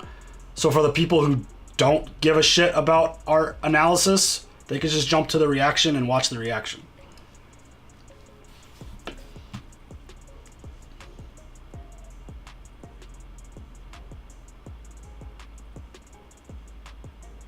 There's too much content to watch. The older stuff is great too. Just watch that. What do you mean, Brian? Oh no, that's a new one. How is Halloween Ends doing today? Oh, it's actually doing really well. It's trending 3rd. I was worried that, like, I'll admit, again, this is kind of the fun part of being live, is you get me to kind of tell you things. I came up with the idea to make the troll thumbnail image for the Halloween Ends and the title, which I hope too many people don't get offended by. Hey, we haven't lost any subscribers from the Halloween Ends video, so that's good. But I thought about it, like,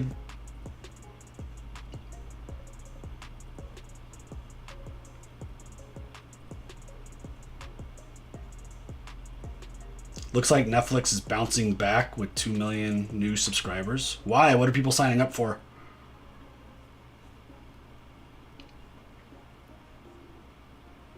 Is there something new on Netflix that people are watching?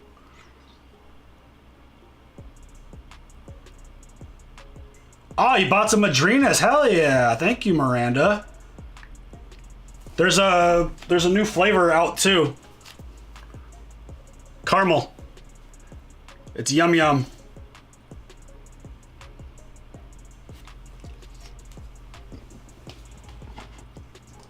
Dahmer. How is being a parent, having kids and a family? That's hard work, but it's amazing. Midnight Club just came out.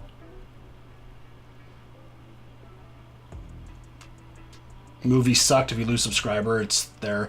I mean, the thing that causes us to lose subs, I think, is when we have like our funny, well, our joking takes on stuff.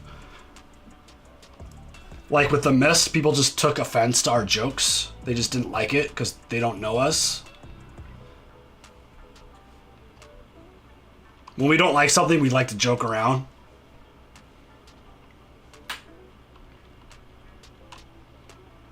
Will you react to Peaky Blinders? Probably not.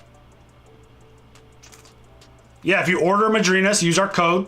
If you like cold brew coffee, if you like whole bean coffee, they got some good shit.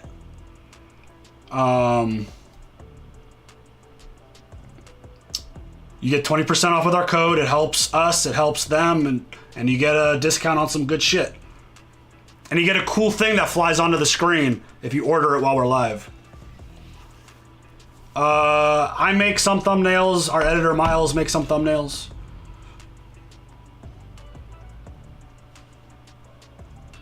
Do they carry light roast whole? Yeah, they got a whole bunch of whole beans.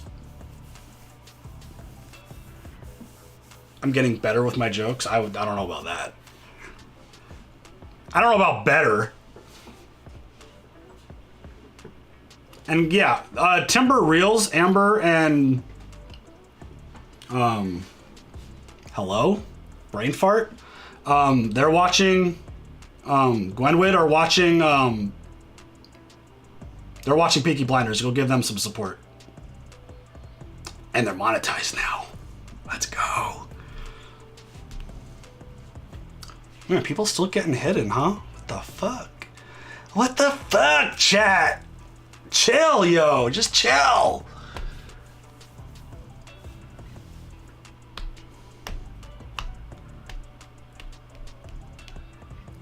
Nikki hasn't rubbed off on me at all. I've always had the same level of jokes. Most of them are bad. Every once in a while, I'll hit on one. But Nikki's always been funny. We have a very different level of humor. She loves the dad jokes, and that's when I roll my eyes. I'm just like, oh my god. Interest in Lost? 0. Goose egg interest in Lost.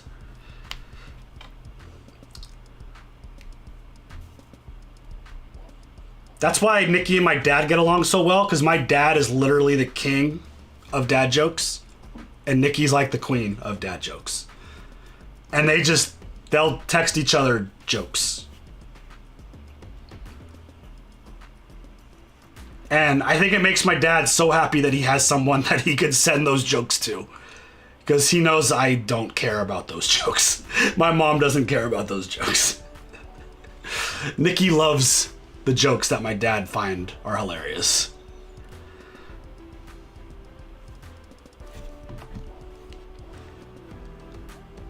Order's been picked up. Cool. Are you a gamer? I haven't been a gamer lately. I love video games. There is not one single game out right now that I'm actually interested in playing. There's no new game out in this moment that is like sparking my interest to sacrifice time to play. My favorite game of all time is The Last of Us. I love God of War. I used to love Madden. I grew up playing the sports games. Those were like my main things. Resident Evil.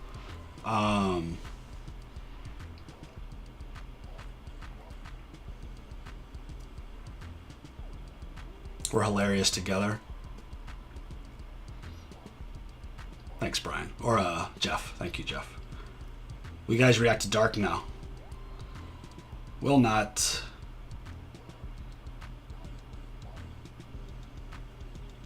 Yeah, we have a whole joke and meme channel in the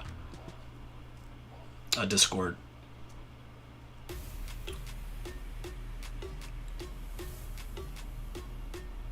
I played a lot of Ghost of Tsushima, and it got repetitive for me.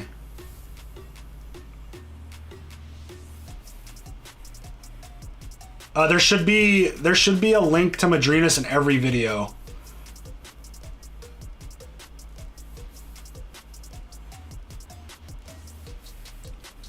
There also should be one in the chat if someone puts Madrinas in there.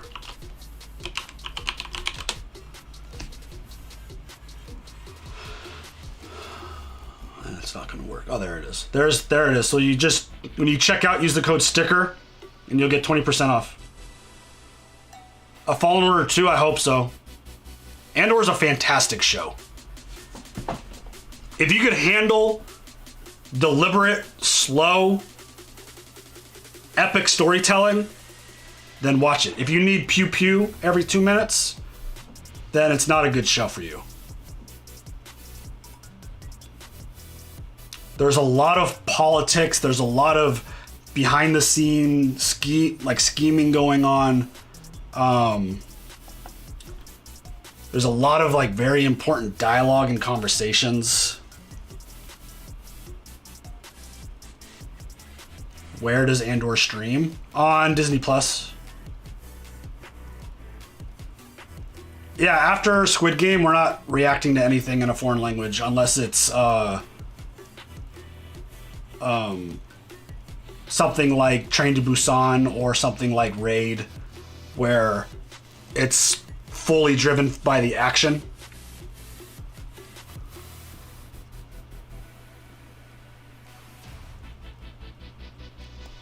Because after Squid Game, we're done. We're not going down that road again.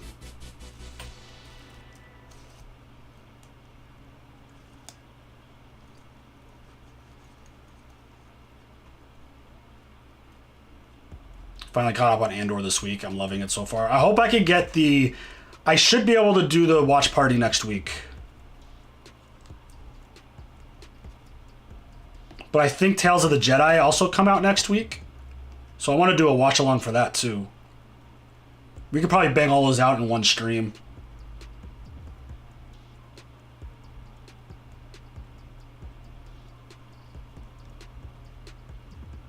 No idea why people aren't on board with Andor. If you enjoyed Rogue One, you should be fine with Andor.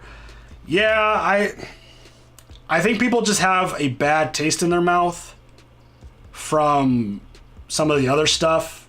And there's a lot of really good shows out right now.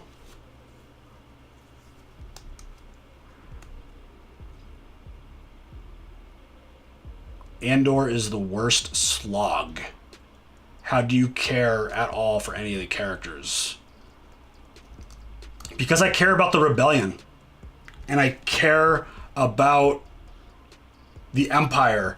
And I care about how everything is building and growing and starting. Cassian is an interesting character. Mon Mothma is a very interesting character. Lewin, super interesting character.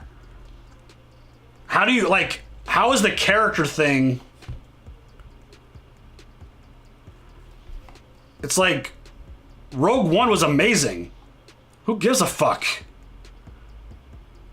The characters all died. Spoiler alert. Do you have a plan after House of Dragons? What do you mean?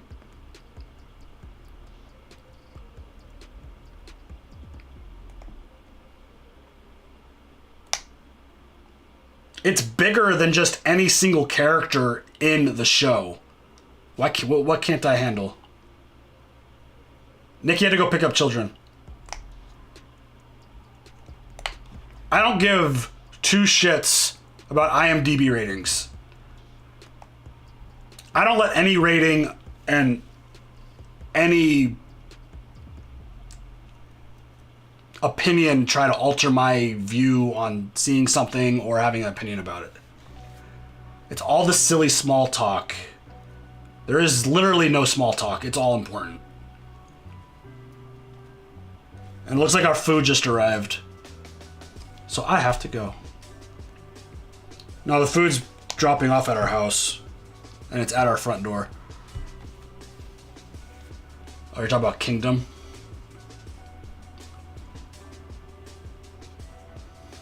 I mean, Andor's obviously not for everyone.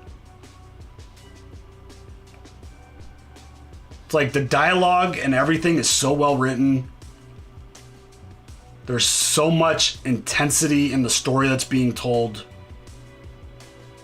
If you're willing to see it. If you don't like it, you don't like it. You're not going to see it. It's just the way it goes. Not everything lands the same for people. We've got, yeah, we're well protected. But thank you guys. Thank you everyone for the stream. Appreciate all y'all very much. Appreciate the contributions and the super chats and hitting that like button. Hit the like button on your way out if you haven't already. Another show or grind the current ones. We're going to grind through the current ones. I think the only show that we are probably guaranteed to add to the list is the Pacific, because we want to get that done this year.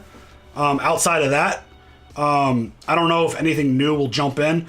I don't know if we'll have time for Midnight Club, which would probably be like second on the priority list. Rings of Power is probably not happening.